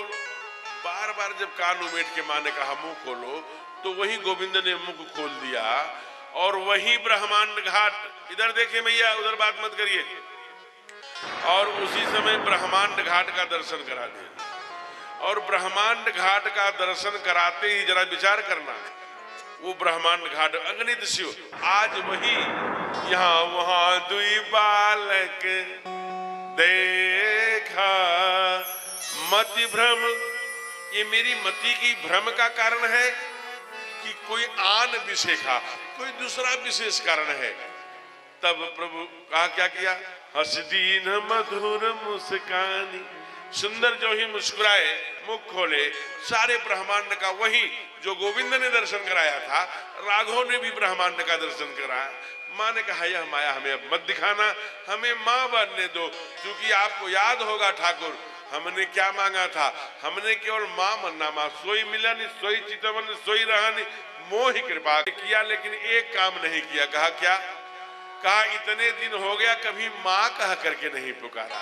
क्या कहा होगा, माँ कौशल्या बोल रही है, आप भी बोलिए कि काऊ दिन मैया मैया बोले गो मेरो प्यारो शोर घुरैया, काऊ दिन मैया मैया बोले गो मेरो प्यारो शोर घुरैया, ओ मेरो प्यारो शोर घुरैया, ओ मेरो छोटो शोर घुरैया, मेरो प्यारो शोर घुरैया, मेरो छोटो शोर घुरैया, काऊ दिन कि काऊ दिन जय हो, कि काऊ दिन मैया मैया बोले गो मेरो प्यारो शोर घुरैया, काऊ दिन मैया मैया बोले गो मेरो प्यारो शोर घुरैया, नूपुर बांध दो चरणन में, नूपुर बांध दो चरणन में, नूपुर बांध दो चरणन में, नूपुर बांध दो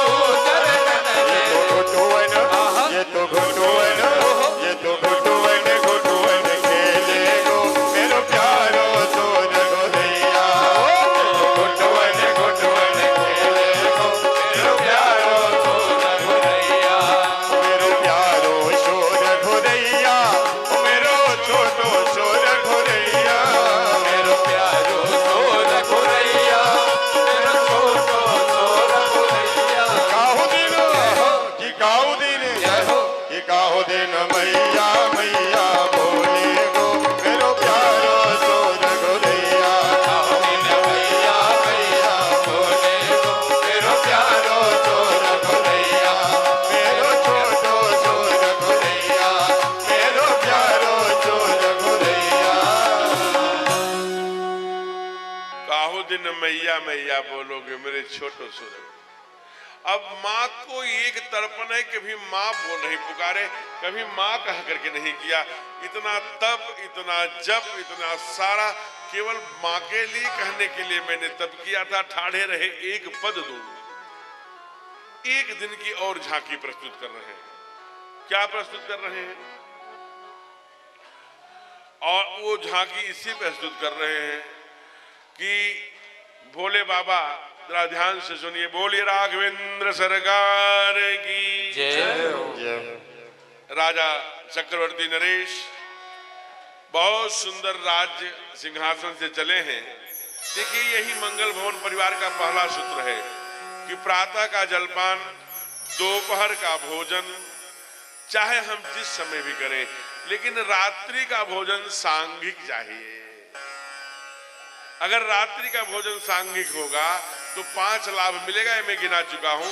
कभी 9 से 11 जो लोग मिलने आ रहे हैं उसमें आपको जिज्ञासा हो तो हमें जो आता है हम बताएंगे, जो आपको आता है वो आप हमें बताएंगे। मैं बहुत ज्ञानी या ऐसा करके नहीं कह रहा हूँ आप सब आइए, सारा दुनिया का उत्तर मेरे पास है, लेकिन इसकी गारंटी है कि ठाकुर जी की कृपा आपके पास हो, आपकी कृपा, उनके ऊपर कृपा बनी रहे।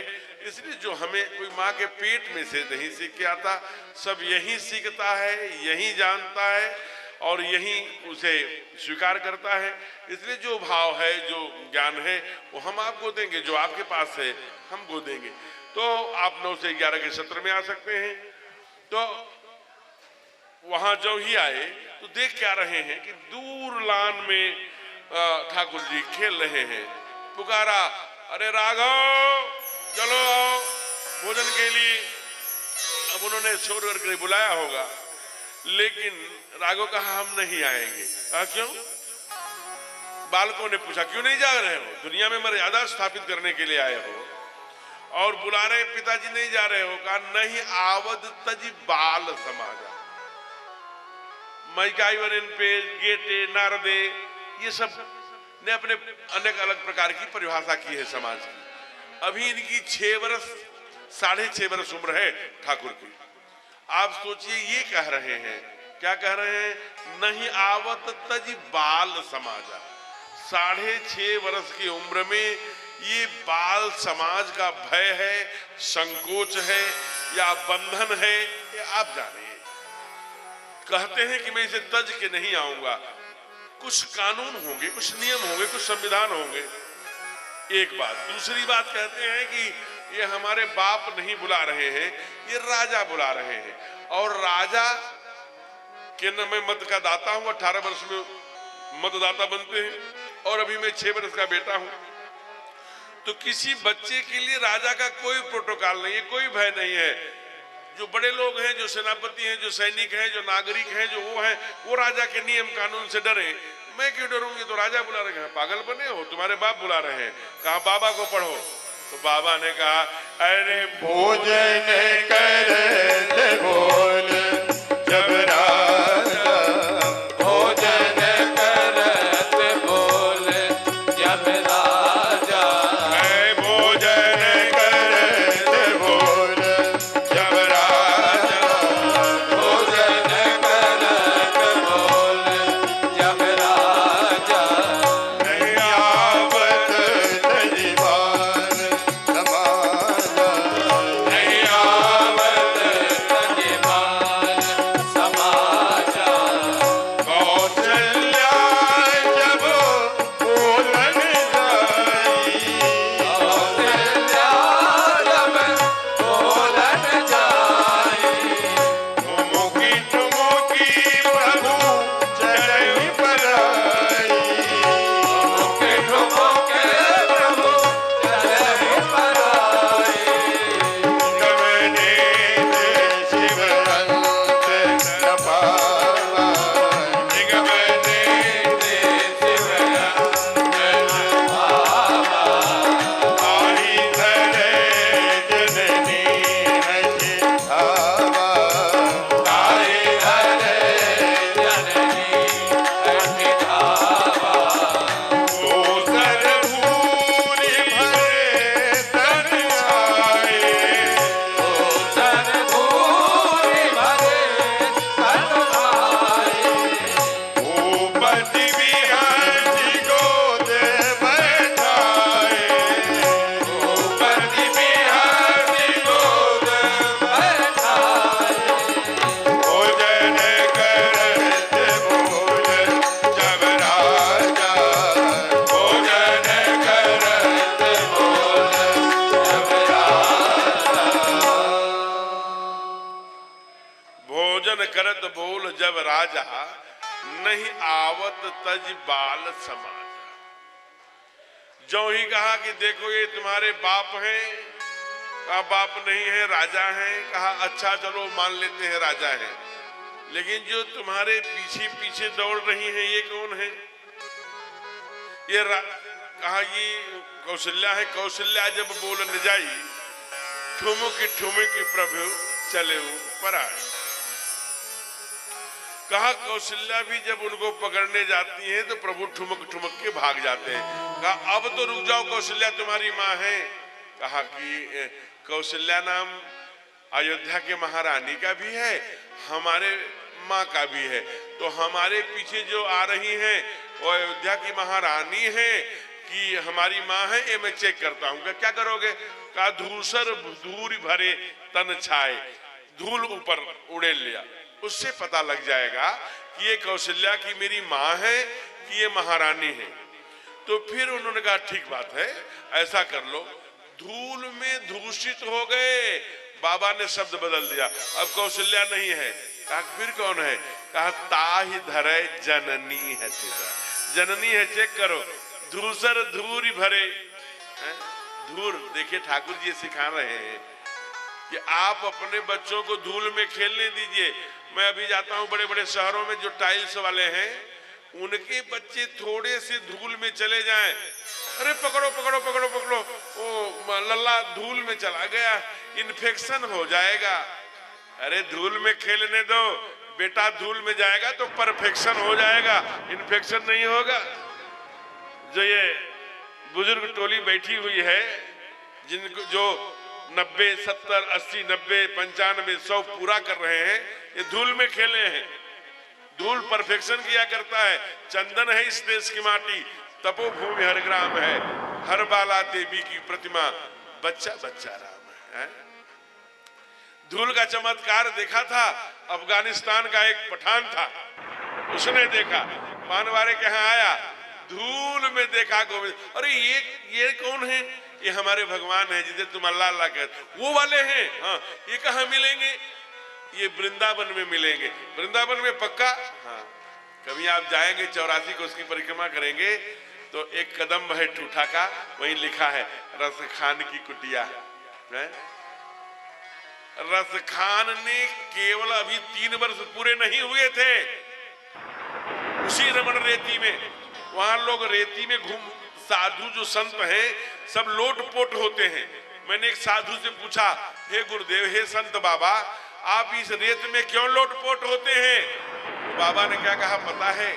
ब्रज के, कहा कि अरे महाराज, इसी रेत में अभी 5500 वर्ष पहले हमारे गोविंद ने नंगे पांव गौओं को चराया है, तो जो रेत उनके तलवे से छुई होगी, अगर इसी हमको छू गई तो याची नहीं याची टोला, इसी जीवन में बेड़ा पार हो जाएगा, ऐसा मानकर लोटपोट होते हैं। केवल अभी 3 महीने, 3 वर्ष पूरे नहीं हुए थे, वैसा ही चित्र, धूल लगाए, गोविंद मुरली बजाते, बाल घुघराले घुघराले बाल लिए, करधनी पहने, मोर पंख धारे, रसखान के ठीक सामने निहार रहे तो देख रहे गोविंद खड़े हैं, और रसखान ने पंक्तियां लिख दिया क्या? अरे दूध भरे अति शोभित श्याम जो, कैसी बनी सिर सुंदर चोटी। दूध भरे अति शोभित श्याम जो, कैसी बनी सिर सुंदर चोटी। खेलत खात फिर अगेना पग, पैजनी बाजत पीली कसौटी। खेलत खात फिर अगेना पग, पैजनी बाजत पीली कसौटी। छवि को रसी खाने भी लोकत, छवि को रस खाने भी लोकत। भारती का में कलानिधि कोटि। छवि को रस खाने भी लोकत, भारती का में कलानिधि कोटि। काग के भाग कहार हियो हरि, आन धुले गयो माखन रोटी। भाग के भाग कहार हियो हरि, आन धुले गयो माखन रोटी। दूध भरे अति शोभित श्याम जो, कैसी बनी सिर सुंदर चोटी। कैसी बनी सिर सुंदर चोटी, कैसी बनी सिर सुंदर चोटी। धूर भरे अति शोभित श्याम जो, तैसी बनी सिर सुंदर चोटी। अब जरा विचार करिए, अभी तो धूर की बात कर रहे थे, अब चोटी की बात और करने लगे। मैं यहां किसी को खड़ा नहीं करूंगा, किसी को अपमानित या बेइज्जत करने का हमारा स्वभाव नहीं है, लेकिन मैं कहीं कहीं जब बच्चे आगे खड़े होते हैं तो उनको खड़ा कर देता हूं कि इनकी चोटियां देखिए। तो चोटी नहीं है। क्यों नहीं है चोटी भाई? चोटी पर औरंगजेब का आक्रमण हुआ था क्या? आज प्रश्न करता है युवा कि चोटी रखने से क्या लाभ है महाराज जी। अरे पागल, तुम प्रश्न कर रहे हो। जिस धरती पर आए हो उसी धरती पर नारायण आते हैं सिखाने की चोटी रखो, धूल से खेलो, माता पिता का सम्मान करो। तो कल तो तुम ये भी प्रश्न करोगे कि बूढ़े माता पिता की सेवा करने से क्या लाभ है? ये भी तुम्हारा प्रश्न हो सकता है कि नहीं हो सकता है?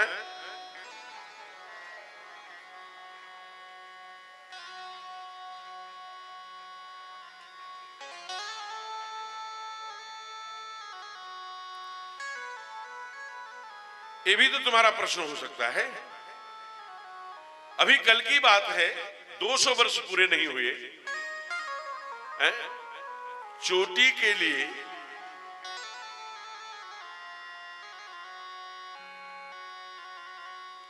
अभिनंदन है।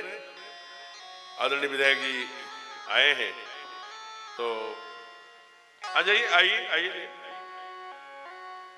अगर आना चाहें तो आप आ सकते हैं। ठीक ठीक। तो कथा के उपरांत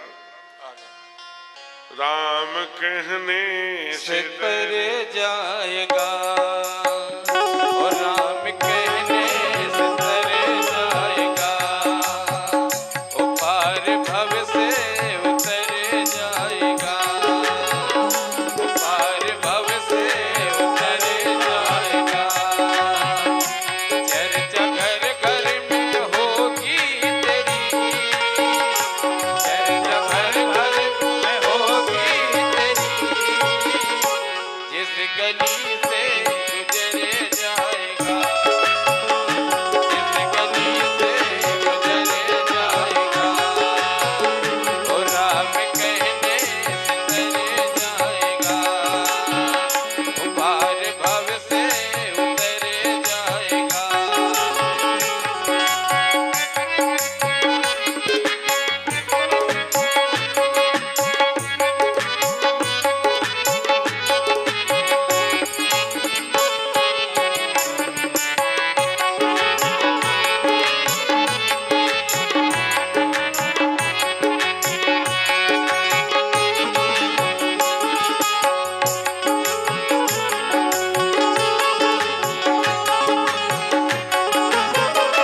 बड़ी मुश्किल से नर तने मिला, बड़ी मुश्किल से नर तने मिला, बड़ी मुश्किल से नर तने मिला, बड़ी मुश्किल से नर तन मिला।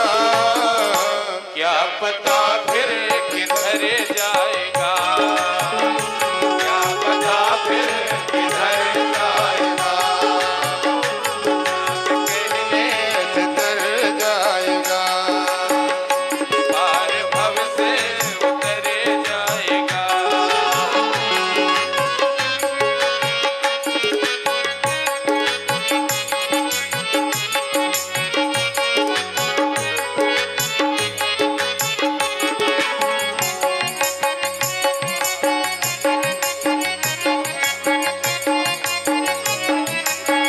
जय हो।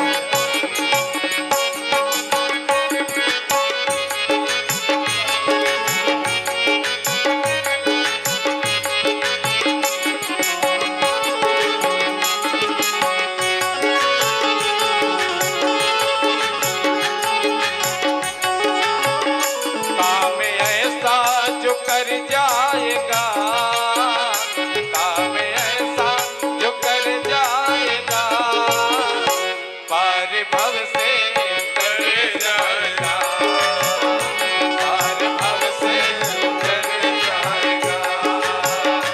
उसके आगे तू झोली फैला, उसके आगे तू झोली फैला, दाता झोली को भरे जाएगा, दाता झोली को भरे जाएगा। राम कहने से तर जाएगा, ओ पार भव से उतर जाएगा।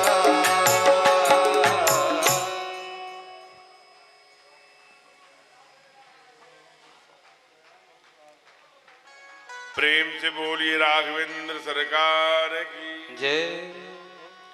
तो एक छोटा सा निवेदन की परिचय। अभी श्रीमान अनिल मौर्य जी जो यहाँ के विधायक हैं, मेंबर ऑफ पार्लियामेंट हैं, उन्होंने आकर के हमारे सुंदर व्यासपीठ का बड़ी भावना से पूजन किया, पटका दे करके सभी को सम्मानित किया। मैं उनका व्यासपीठ अभिनंदन करती है, स्वागत करती है। और आइए कथाक्रम में आगे जुड़ते हैं। तो एक एक चीज का विचार करना चाहिए कि आप जरा सोचिए, केवल 2 वर्ष हुआ, कितने वर्ष? 200 वर्ष। नौजवान बेटे के कलेजे को मुंह में ठूस दिया गया। लेकिन सुनील जी कहां ध्यान रखते हो भाई? जब आप यहाँ थोड़े 10 मिनट फिर आरती करें। एकाग्रचित्त। आगे के श्रोता बड़े सुधी होने चाहिए, क्योंकि कथावाचक की दृष्टि उन्हीं के चेहरे की तरफ जाती है। अब उनका इधर नहीं है, क्लियर कॉन्सेप्ट। आइए जुड़ते हैं। आदरणीय संतोष जी से इसलिए मैंने आग्रह किया था कि आप आगे आ जाइए जी। तो क्या है कि बप्पा रावल के, अब जरा कल की बात है, कलेजा मुंह में ठूसा गया लेकिन सीखा नहीं कटा। ऐसी कौन सी दिक्कत आ गई भाई है? अभी कल की बात है, सरहिंद में 2 बेटे जब गुजरी देवी लेके जा रही थी, जरा सोचिए -डिग्री तापमान में वहां दोनों बच्चों को गुजरी देवी गुजरी देवी कौन है? गुजरी देवी तेग बहादुर की भार्या है, यानी गुरु गोविंद, क्षमा करिएगा, हाँ, गुरु गोविंद सिंह की माँ है। प्यारी कौर के बेटे हैं ये प्यारी कौर के बेटे हैं। दोनों जोरावर और फतेह दोनों को लेके जा रही है। और जब उस माघ के पाले में जरा सोचिए, जब -डिग्री तापमान है, उस बुर्ज में रखा कि दोनों बूढ़ी और ये बच्चे इसी में बर्फ बन जाएंगे, मर जाएंगे। जब 7 बजे दरवाजा खुला, कोख में माँ के कितनी आग थी हो है? जब निकली, दोनों को लिए शेरों को पगड़ी बांधे पीली। दोनों जोरावर सिंह और फतेह सिंह दोनों साथ थे। उनको ले गया, कौन राजा था उस समय? नवाब था वजीर खान है? ले गया दरबार में, शेर खान को बुलवाया, कहा तुम्हारे बाप को मारने वाले के बेटे हैं, मारो। तलवार लेके दौड़ा। दोनों बच्चे थे, एक की उम्र 6.5, एक 6 के आसपास या 5.5। ऐसे देखे तिरछी नजरों से, तलवार फेंक दिया। कहा नहीं, इनको हम नहीं मार सकते, ये मारने योग्य नहीं, ये पाप, प्यार करने लायक है। उनके सामने ही गुजरी देवी को की हत्या करी, हत्यारों ने मार डाला। लेकिन इन दोनों बच्चों ने अपनी शिखा नहीं कटवाई। जगह धर्म हिंदू सकल भंड भाजे का उद्घोष किया, 1.25 लाख से 1 लड़ाऊं, तब गुरु गोविंद सिंह नाम कहूं। और इतना ही नहीं, आप विचार करना, ये वो गुरु गोविंद सिंह हैं जिनकी 4 पीढ़ियां नष्ट हो गई। इन दोनों बच्चों को दीवारों में चुनवा दिया गया। जब दीवार नाक के ऊपर आई फतेह सिंह के, तो जोरावर के आंखों से आंसू आए होंगे, गाल पर पड़े गरम गरम। कहा भैया रोता है शेर का पुत्र होकर? कहा नहीं पगले, रो नहीं रहा हूं, ये दर्द के आंसू हैं कि मैं बड़ा भाई हूं और दीवार तुम्हें पहले निकल जाएगी। मैं बड़ा यही रह करके भी अपने बड़े भाई का रोल, अपने बड़े भाई का दायित्व, अपने बड़े भाई की भूमिका का निर्वहन नहीं कर पा रहा हूं। दोनों भाइयों ने गर्जना किया, रखो ईंटे, भरो गारे, सुनो दीवार हत्यारे। जोरावर जोर से बोला, फतेह सिंह शेर साहब। वही दीवार चुनवा दी गई। आज आप जाकर देखना, सरहिंद में वो दीवार आज भी ताजी है। भूल गए हम? विज्ञान भी कहता है कि ये चोटी जहां है, इसे क्या कहते हैं विज्ञान की भाषा में? मैगडला, परफेक्शन पॉइंट। खींच के जहां बांधते हैं, जैसे शरीर मोबाइल में डालते हैं सॉकेट में तो एक्टिवेशन होता है, वैसे शरीर का एक्टिवेशन हो जाता है। भारतीय विद्याएं बड़ी तेजी से, प्रबल तेजी से अंदर प्रवेश कर सकती। जब तक इस देश में, पूरे देश में चोटी वालों की विद्याएं चलती रही, न कहीं पानी कुपित हुआ, न अग्नि कुपित हुई, न जल, न वायु, न आकाश। पंच महाभूत। दुर्भाग्य है इसी देश में 40 रुपया लीटर पानी और 40 रुपया लीटर दूध बिकने लगा। चोटी वाला बोलता था ओम दौ शांति अंतरिक्षं शांति, पृथ्वी शांति, राप शांति, रोषधय वनस्पतय, अंत में कहता था विश्व शांति। आज फैक्ट्री का पानी विष न बने, पृथ्वी के किस गड्ढे में डाले समाधान नहीं है। मिट्टी कुपित है, पानी कुपित है, जल कुपित है, अग्नि कुपित है। क्या हो गया महाराज जी? ये शिखा में मैगडला जो आप कह रहे हैं, इसमें भारतीय विद्याएं क्या है? अरे आज वर्ल्ड ट्रेड सेंटर पर हमला होता है, भारत की विद्या जाकर के उनको शांत करती है। भूल गए? ऐसे इस्पात हैं जो चमक रहे हैं जिसमें जंग नहीं लगी है, भारतीय विद्याएं। भूल गए? ये भारतीय विद्याएं हैं कि अंगूठी के में से पूरे पूरे थान कपड़े निकल गए। भूल गए? ये भूल गए भारतीय विद्याएं। छोड़ो त्रेता युग की बात, चक्रवर्ती जी के शब्द वेधी बाण की, कल की बात है। हम 56 इंच की बात करते हैं। 67 इंच, 67 इंच सीना था पृथ्वीराज चौहान का। भूल गए? 17 बार सुरोविता को जब पराजित करके आ रहा था पत्नी को लेकर के साथ में, तो पीछे से गद्दार मोहम्मद गोरी ने कहा आज मारेगा मुझे पृथ्वी, आज तो तेरी शादी की सालगिरह है। रस्सी में बांध के ले आ रहे था पृथ्वीराज चौहान, वहीं छोड़ दिया। इसी हिंदू समाज के एक गद्दार की भूमिका के कारण, ये गद्दार की, जरा विचार करिए, इसी हिंदू समाज के एक गद्दार की भूमिका के कारण जब पृथ्वीराज चौहान पकड़ा गए, कहा जाए छल से पराजित हुए। एक जगह नहीं, 36 जगह पढ़ लेना, इतिहास साक्षी है। 36 जगह बेड़ियां पड़ी थी, तब ले गया गजनी। वो गजनी जहां तत्कालीन प्रधानमंत्री उस मिट्टी को प्रणाम करने गए थे, वो गजनी। दुनिया के लोग आए, बताया मोहम्मद गोरी ने, ये वो पृथ्वीराज चौहान है जिसे मैं भारत से कैद कर ले आया हूं, जिनकी दोनों आंखें निकाल दी गई हैं। जरा विचार करना, ये भारतीय विद्याएं हैं, ये चोटी वालों को आती हैं। 36 जगह जंजीर लगी हुई थी। कहा ये कौन सी भारतीय विद्या जानता है? कहा ये शब्द वेधी बाण जानता है। वहां से 700 मीटर, आप सोचिए 1000 मीटर बराबर 1 किलोमीटर के दूर 5.5 क्विंटल का पीतल का घंटा बांधा गया, तरकस बाण सहित धनुष दिया गया। केवल 5 स्थानों से खोला गया, 31 स्थानों से फिर भी बधा था चौहान। घंटे पर बड़े से हथौड़े से चोट मारी, कानों में आवाज आई, सारी दुनिया खड़ी थी आज गजनी में भारतीय योद्धा का पराक्रम और भारतीय विद्याएं देखने के लिए।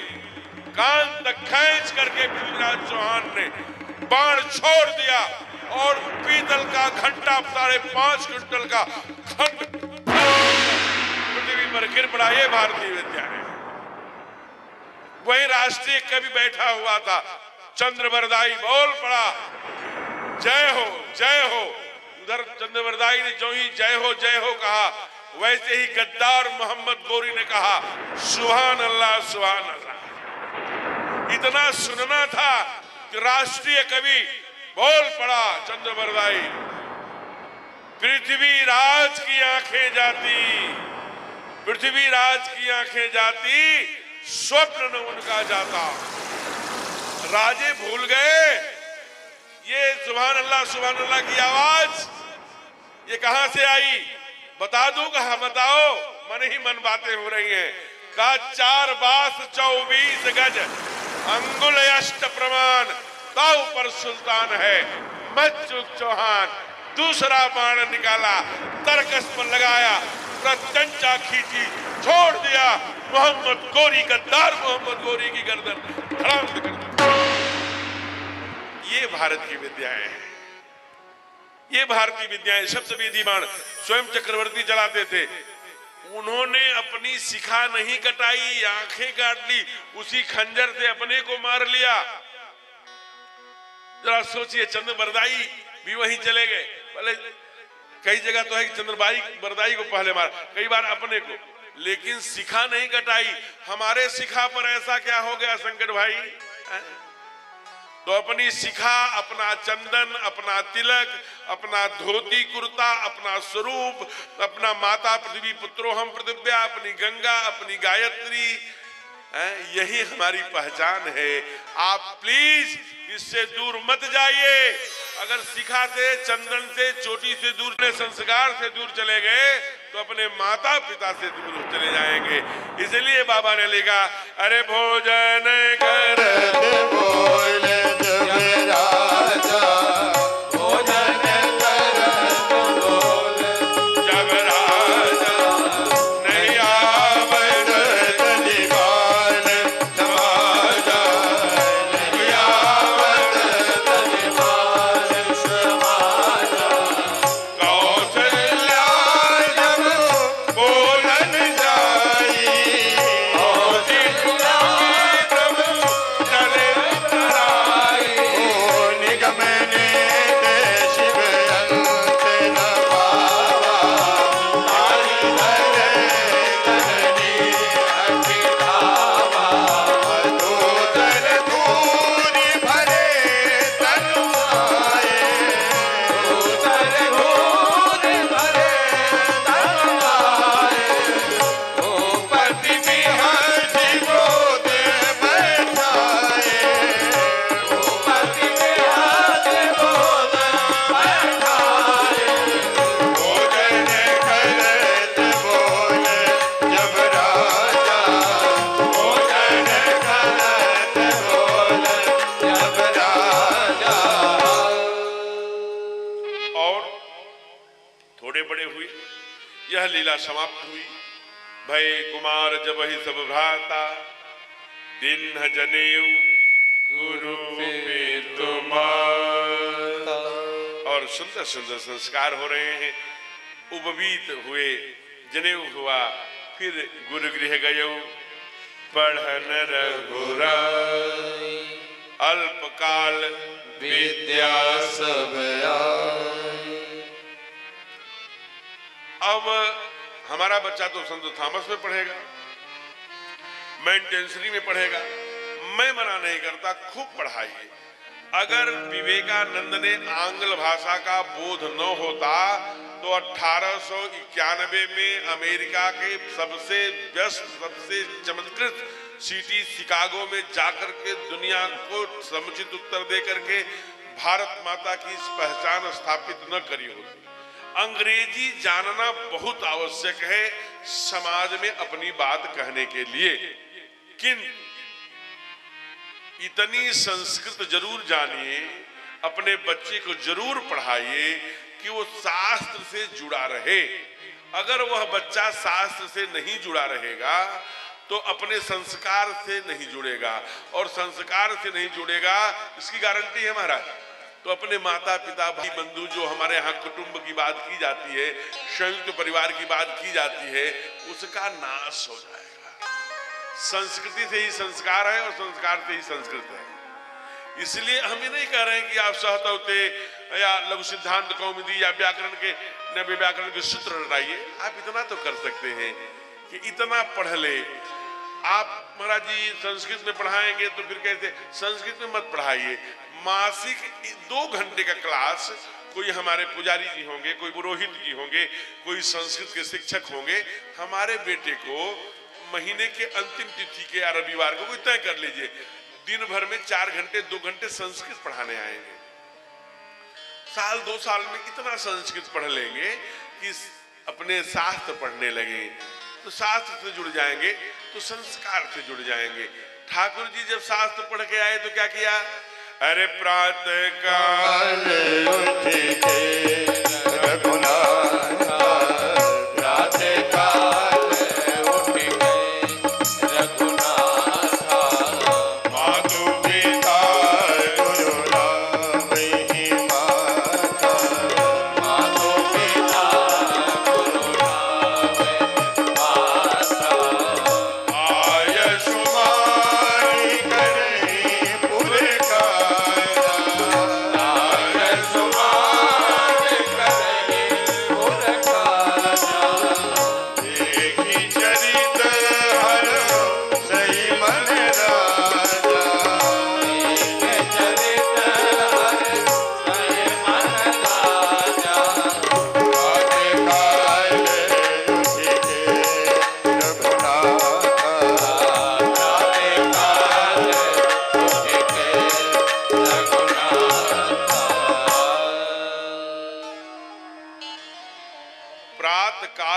के रघुनाथा, मातु पिता गुरु नाम गुरु।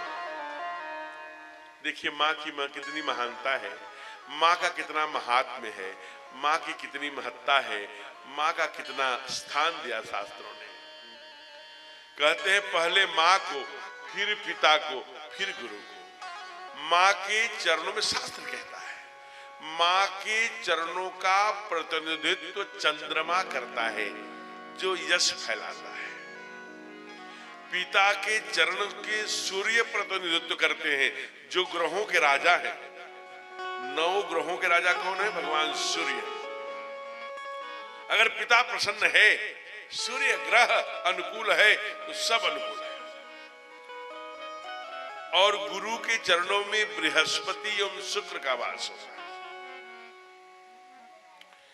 एक बात समझ लीजिए, अगर आपके माता पिता जीवित हैं तो समझ लीजिए वो जीते जागते भगवान हैं, नहीं तो केवल फ्रेम में मिलेंगे। फिर आप लाख चाहेंगे, प्लान करेंगे, वो कर लें, थोड़ा और कर लें तो सेवा करेंगे। कई बेटे हमें मिलते, महाराज जी बाबूजी तो हैं लेकिन बड़े वाले को बहुत मानते हैं, छोटे वाले मझले वाले, अरे पागल बाबूजी। हमारे पास भी कई लोग आते हैं, महाराज जी ना ये बेटा मेरा बड़ा नालायक हो गया है, इसे अच्छा वाला आशीर्वाद दे दीजिए। मैं भी बाईं तरफ में अच्छा वाला और दाहिनी तरफ बुरा वाला रखा रहता हूँ, अच्छा वाला निकालता हूँ, अच्छा लो ये ले लो। कहाँ पाएंगे, हमारे पास कहाँ आशीर्वाद है? हमारे वैसे कर्म है क्या? कम से कम आचार्य को कम से कम न्यूनतम 11 माला गायत्री चाहिए, रोज हो पा रही है, कई बार यात्रा में कहाँ है। आशीर्वाद दिया नहीं जाता, ले लिया जाता है। अगर पिता के आप सरसों का तेल लेकर जाएंगे, मालिश करेंगे बूढ़े, उत्तरकांड में लिखा कि माने वो नसें हैं वो सिकुड़ जाती हैं, छूट न ग्रंथई, गोले गोले ऐसे स्कॉट ब्लॉकेज बन जाते हैं नसों के, नसें सिकुड़ने लगती हैं। जब सरसों का तेल लेकर के मालिश करेगा बेटा तो ब्लड सर्कुलेशन भी समान होगा, नसें भी थोड़ी ढीली होंगी।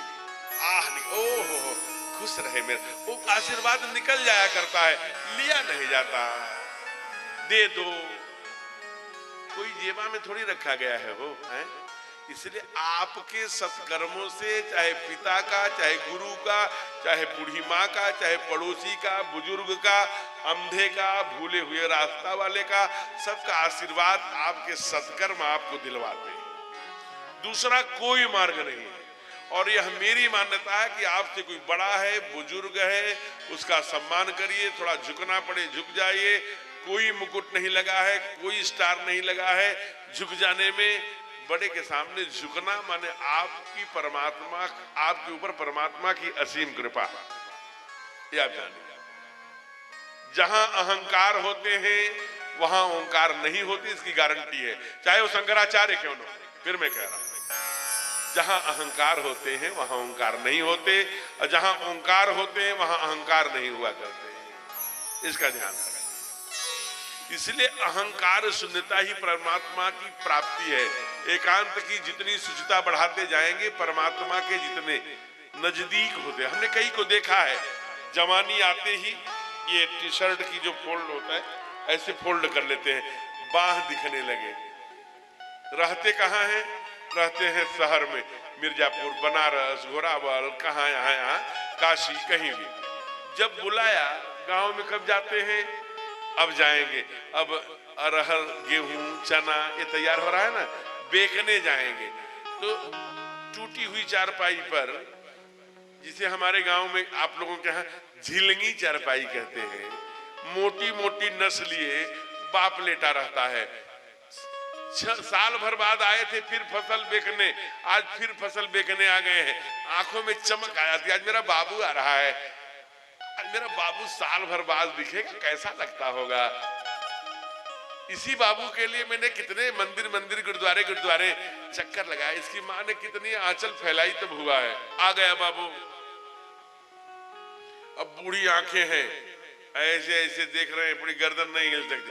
अरे बाबू आ गए, अब आ गए हो तो एक दिन रुकोगे ना। चुप रहिए, बाबू बाबू। ये जो हमारे साथ लोग आए हैं पता है कौन है? ये सब करोड़पति लोग हैं। इनके सामने आप बाबू बाबू लगाए हैं। 100 बार मैंने कह दिया कि अब आपकी उम्र राम नाम कहने की है और आप बाबू बाबू बाबू बाबू। सारा अरमान, सारा बाबू को दिन भर से प्रतीक्षा कर रहे थे कि आज बाबू आएगा, चूर हो गया। आह निकली। नीरज जी ने पंक्तियां दी। विष्णुगुप्त जी ने क्या? बदलते दौर में एक ऐसा वक्त आया है, हमी से दूर हो गया हमारा साया है। बदलते दौर में एक ऐसा वक्त आया है, हमी से दूर हो गया हमारा साया है। आज वही मेरी बोलियों पे लगा रहा बंदिश, जिसे हमने बोलना सिखाया है, जिसको हमने मानी से पानी कहने बताया, वही कह रहा है चुप हो जाइए। अरे वो जो चारपाई पर लेटे हैं 10 वर्ष पहले बिना उनकी आज्ञा से घर में पत्ता भी नहीं हिलता था।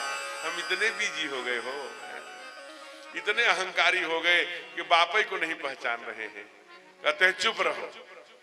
ध्यान रखना मेरे मित्रों, बाप माता पिता के अगर आपके किसी दुष्कर्म के कारण माता पिता कष्ट में हैं, लाख तुम यज्ञ कर लेना, भागवत कर लेना, पूजा कर लेना, पाठ कर लेना, कथा कर लेना, दोनों मीटिंग आरती कर लेना, कुछ हाथ नहीं आएगा। यही महाराष्ट्र की कल की घटना है। अभी कभी जाना दर्शन करना पुंडरीक, वहीं पुंडरीक माता पिता के भगत थे, अपने माता पिता की सेवा कर रहे थे। शुक्ला जी इधर ध्यान दीजिए। तो वो सेवा कर रहे थे, उसी समय पुंडरीकाक्ष आ गए और आए। अब लगा कि हमने माता पिता की सेवा करें कि ठाकुर आ गए हैं चक्रवर्ती, तीनों लोगों के ठाकुर चतुर्भुज नारायण, इनको बैठाएं।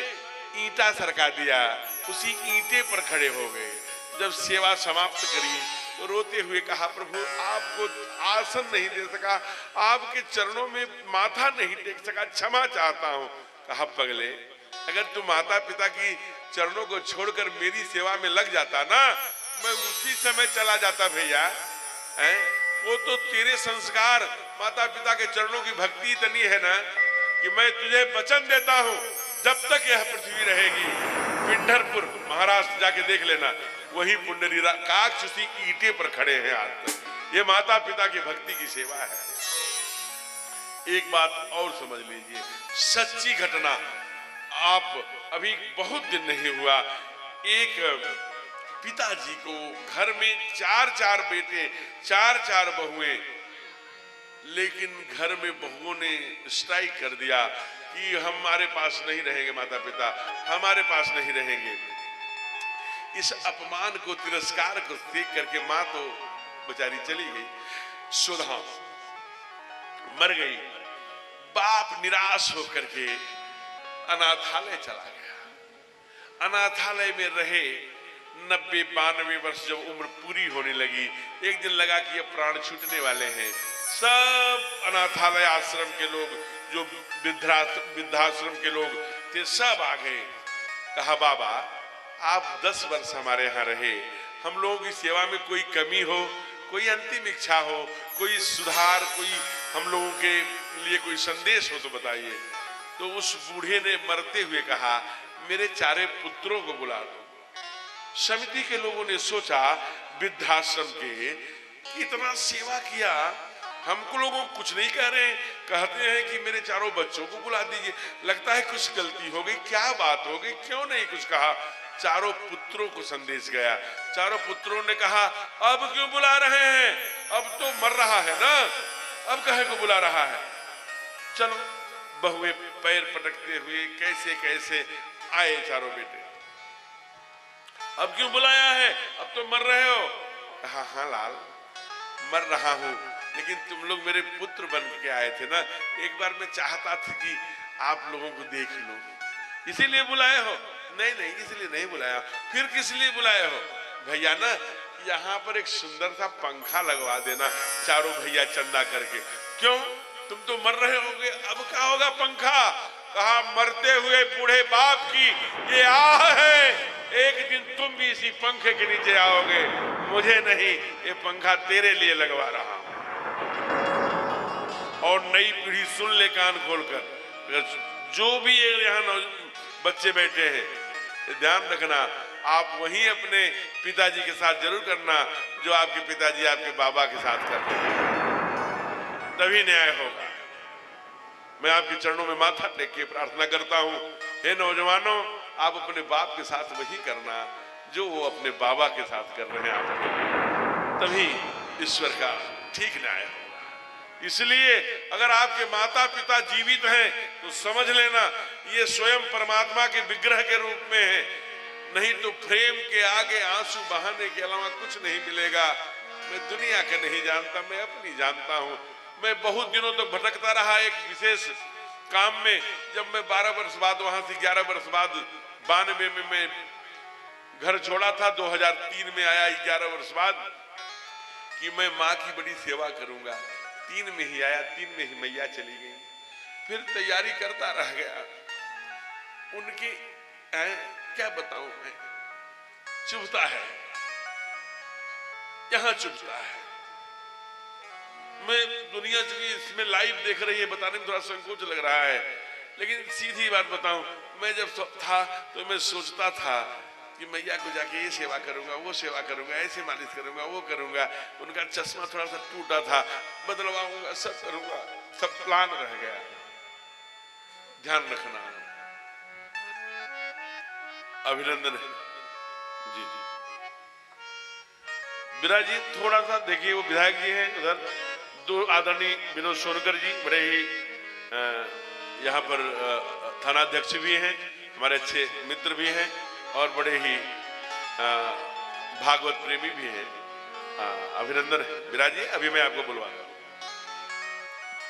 तो वो बड़े भाव से आइए, एक बात समझने की है क्या, इसलिए ब्रज के संत गाते हैं क्या, मंदिर में ना मिलेंगे, गुरुद्वारे ना मिलेंगे, और तेरे ही घर में है तेरे भगवान। कर ले माँ को प्रणाम, कर ले पिता को प्रणाम, कर ले माँ को प्रणाम, कर ले पिता को प्रणाम। मंदिर में ना मिलेंगे, गुरुद्वारे ना मिलेंगे, मंदिर में ना मिलेंगे, गुरुद्वारे ना मिलेंगे, तेरे ही घर में है तेरे भगवान। कर ले माँ को प्रणाम, कर ले पिता को प्रणाम, कर ले माँ को प्रणाम, कर ले पिता को प्रणाम, कर ले ओ जिसने तुमको जन्म दिया उस माँ को कैसे भूल गया, उस माँ को कैसे भूल गया, उस माँ को कैसे भूल गया, पाल पोष कर किया बड़ा, उस पिता को कैसे भूल गया, उस पिता को कैसे भूल गया, उस पिता को कैसे भूल गया। चरणों में इनके हैं, चरणों में इनके हैं तेरे मुकाम। कर ले माँ को प्रणाम, कर ले पिता को प्रणाम, कर ले माँ को प्रणाम, कर ले पिता को प्रणाम। मंदिर में ना मिलेंगे, गुरुद्वारे ना मिलेंगे, मंदिर में ना मिलेंगे, गुरुद्वारे ना मिलेंगे, तेरे ही घर में है तेरे भगवान। कर ले माँ को प्रणाम, कर ले पिता को प्रणाम, कर ले माँ को प्रणाम, कर ले पिता को प्रणाम। इसलिए माँ के चरणों में चंद्रमा जो यश देता है, पिता के चरणों में सूर्य जो दुनिया में कीर्ति फैलाता है, गुरु के चरणों में बृहस्पति एवं शुक्र का वास होता है जो आपको ज्ञानी और समाज में सम्मान दिलाता है। इसलिए बाबा लिखते हैं कि जब ठाकुर जी गुरुकुल से आए तो प्रातः काल उठ के होना था, प्रातः काल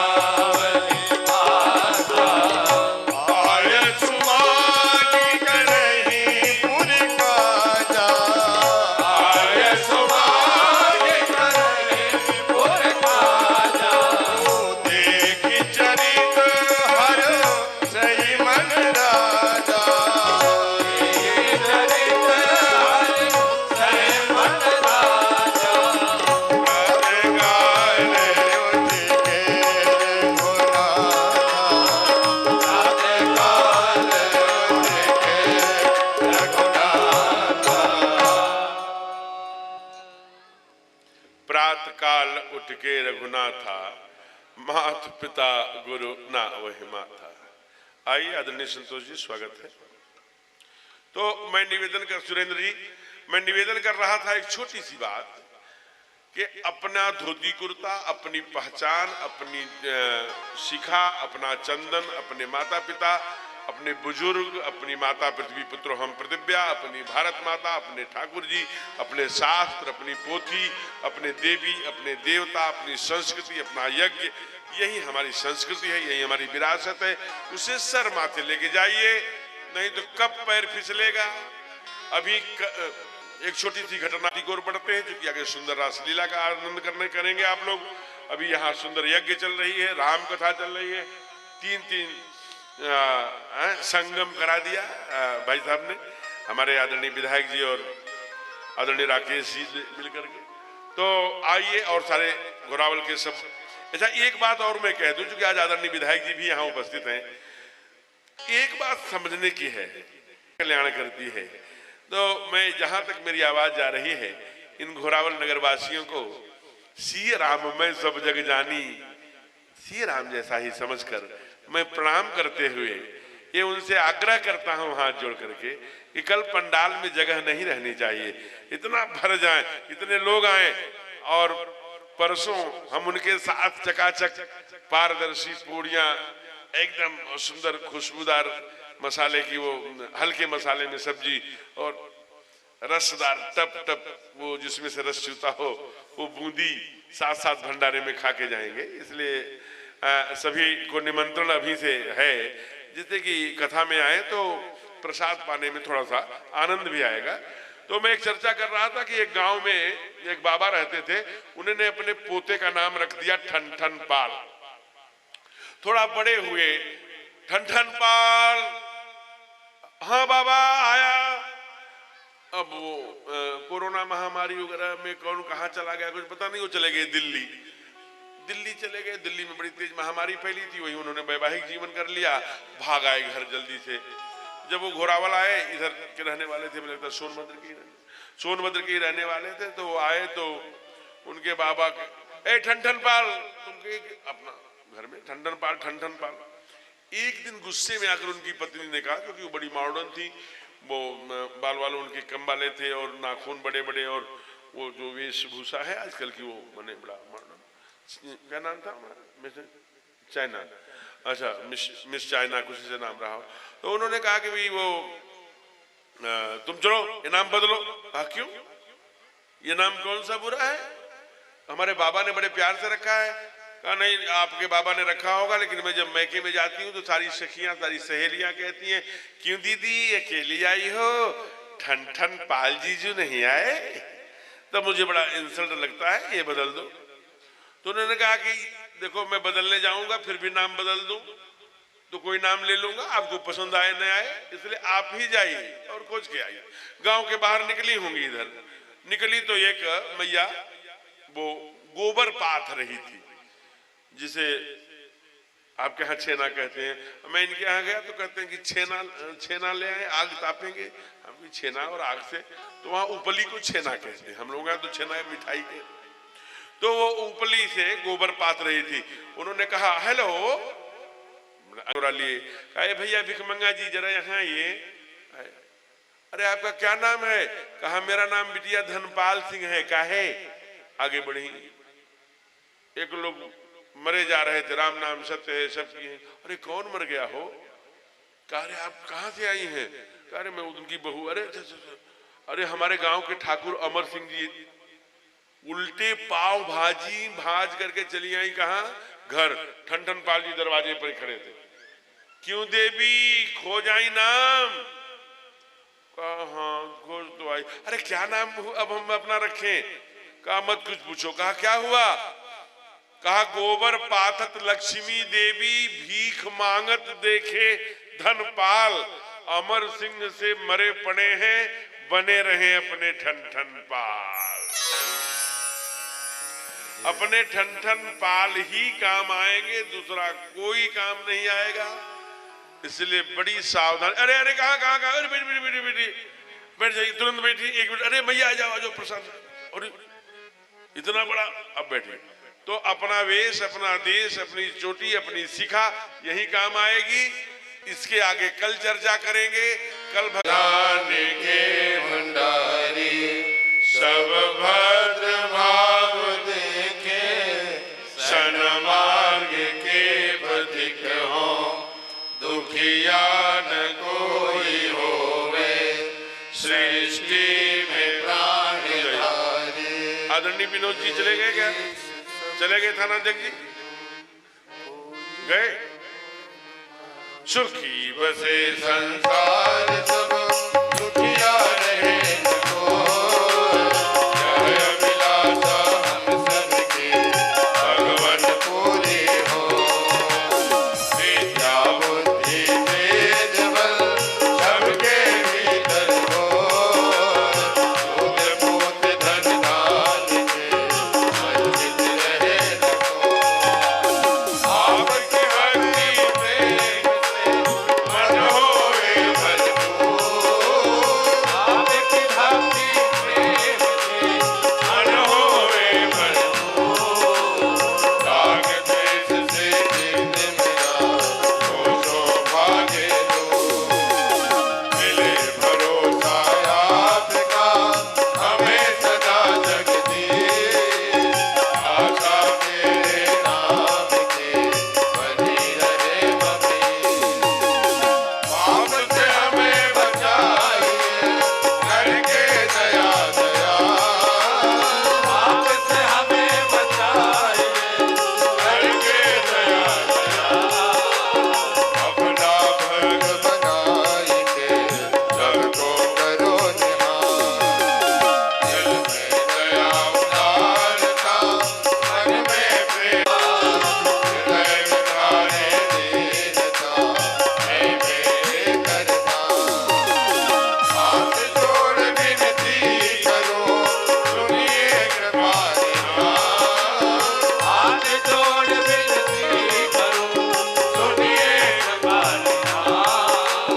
साधु संगत दीजिए दया धर्म का दान, हरे राम राम राम हरे हरे, हरे हरे हरे राम हरे राम, राम राम हरे हरे, हरे हरे राम, हरे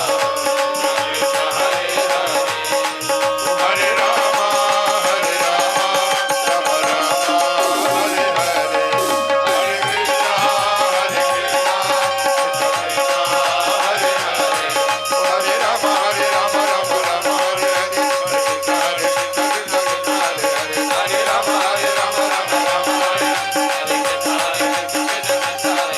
हरे राम हरे राम, राम राम हरे हरे, हरे कृष्णा कृष्णा हरे हरे। पवन तनय संकट हरन मंगल मूर्ति रूप, राम लखन सीता सहित हृदय बसहु सुरभूप। बार बार बर मांगहु हरष देहु श्रीरंग, पद सरोजयन पायनी, भगति सदा सतसंग। सियावर रामचंद्र की जय। हमारी ओर से 2 सूचनाएं हैं, उसके बाद ये मंच में आदरणीय संचालक महोदय जी की ओर दे दूंगा। पहली, मंच से उतरते समय मेरा कोई भी पैर नहीं छुएगा। राम राम राधे राधे कृष्णा कृष्णा करेंगे, जो जिसको कर नमस्ते प्रणाम राधे राधे। एक मेरा अनुष्ठान चल रहा है, अभी 5 वर्ष चलेगा। 5 वर्ष के बाद मैं पैर छुआने की प्रक्रिया में आऊंगा। दूसरा बात, 9 जैसे वहां मैं करूं, नीम क्या नाम है, नीम करोली, नीम करौली में मैं रुका हूँ, शिव द्वार वाले मार्ग पर। वो पंडित रमेश पांडे जी का भवन है, उसमें आप केवल 9 से 11 आइए। मैं बार बार आग्रह कर रहा हूँ, पूरे दिन भीड़ बनी रह जा रही है, उसको विचार करने। उतनी भीड़ तो कथा में हमें लगता है कि नहीं आती, जहाँ वहाँ ऐसी, तो इसको ध्यान रखिए। आप 9 से 11 के बीच में आएंगे तो मुझे अच्छा लगेगा। बाकी थोड़ा सा ध्यान। तीसरा, एक बहुत सुंदर विषय, आपसे प्रार्थना पूर्वक सभी घोरावल वासियों से, सभी माताओं से, सभी बहनों से, सभी बुजुर्गों से, सभी सम्मानित जनों से, अगर आप कल 3 बजे तक आ जाइए तो इस कथा को और पहले विराम दिया जा सकता है। कल मैं एक प्रयोग करूंगा कि कल मैं मंच पर 3 बजे आऊंगा। ये मैं देखता हूं कि यहाँ कितने लोग रहते हैं। लोग बताते हैं कि 3 बजे यहाँ कोई नहीं रहता। अगर 3 बजे आप आइए तो 6:30 बजे तक कथा बड़े आराम से 1 घंटे पहले विराम ले ले, तो जो कुछ सारी चीजें दृश्य आपको दिखाई दे रहे हैं वो आपको न दिखाई देगा। अच्छे स्वरूप से सुंदर समाज में समरसता और एक सुंदर संदेश लेकर हम कथा चली जाए, मैं आपसे हाथ जोड़कर विनती है। और मैं अब ये मंच मैं आदरणीय संचालक महोदय जी को जय जय सीताराम। हरिओम। पंचम दिवस की कथा ने विश्राम ले लिया है। अब व्यासपीठ पूजन और आरती के लिए बड़े सौभाग्य की बात है कि हमारे बीच कार्यक्रम के मुख्य संरक्षक लोक प्रिय विधायक डॉक्टर अनिल कुमार मौर्य जी हमारे बीच हैं। मैं आपसे निवेदन करूंगा कि आप यहाँ व्यासपीठ पर आएँ और आरती पूजन में प्रतिभाग करें। डॉक्टर अनिल कुमार मौर्य, उनके साथ ही श्री उनके प्रतिनिधि श्री सुरेंद्र कुमार जी मौर्य, मंडल अध्यक्ष श्री सुनील चौबे जी, श्रीमती सीमा गुप्ता जी, श्री विपिन जी, श्री दिलीप कुमार मौर्य जी, श्री आनंद पटेल जी, श्री राजेश्वरी जी, श्री संतोष त्रिपाठी जी, श्री विजय कुमार जी, श्री मुन्नू चौबे जी, श्री प्रभाशंकर मिश्र जी, श्री कन्हैयालाल जी, श्री बाबूलाल जी,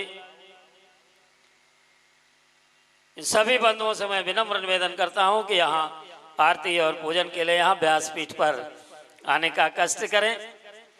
और मैं आचार्य बंधुओं से विनम्र निवेदन करूंगा कि आरती का कार्यक्रम आरंभ कराएं। चंद्रमा मनसो जात सूर्यो अजायतः श्रोताद्वायुष प्राणस्य मुखादग्निर्जायत। अपने राम जी की आरती उतारो हे सखी। राजा राम जी की आरती उतारो हे सखी। होशिया अवध जू को लाल मिथिलेश की लली। सिया अवध जू को लाल मिथिलेश की लली। अपने राम जू की आरती उतारो हे सखी। राजा राम जी की आरती उतारो हे सखी। शीश मुकुट कानों में कुंडल। शीश मुकुट कानों में कुंडल। ओया छबिया जे निहारो री सखी।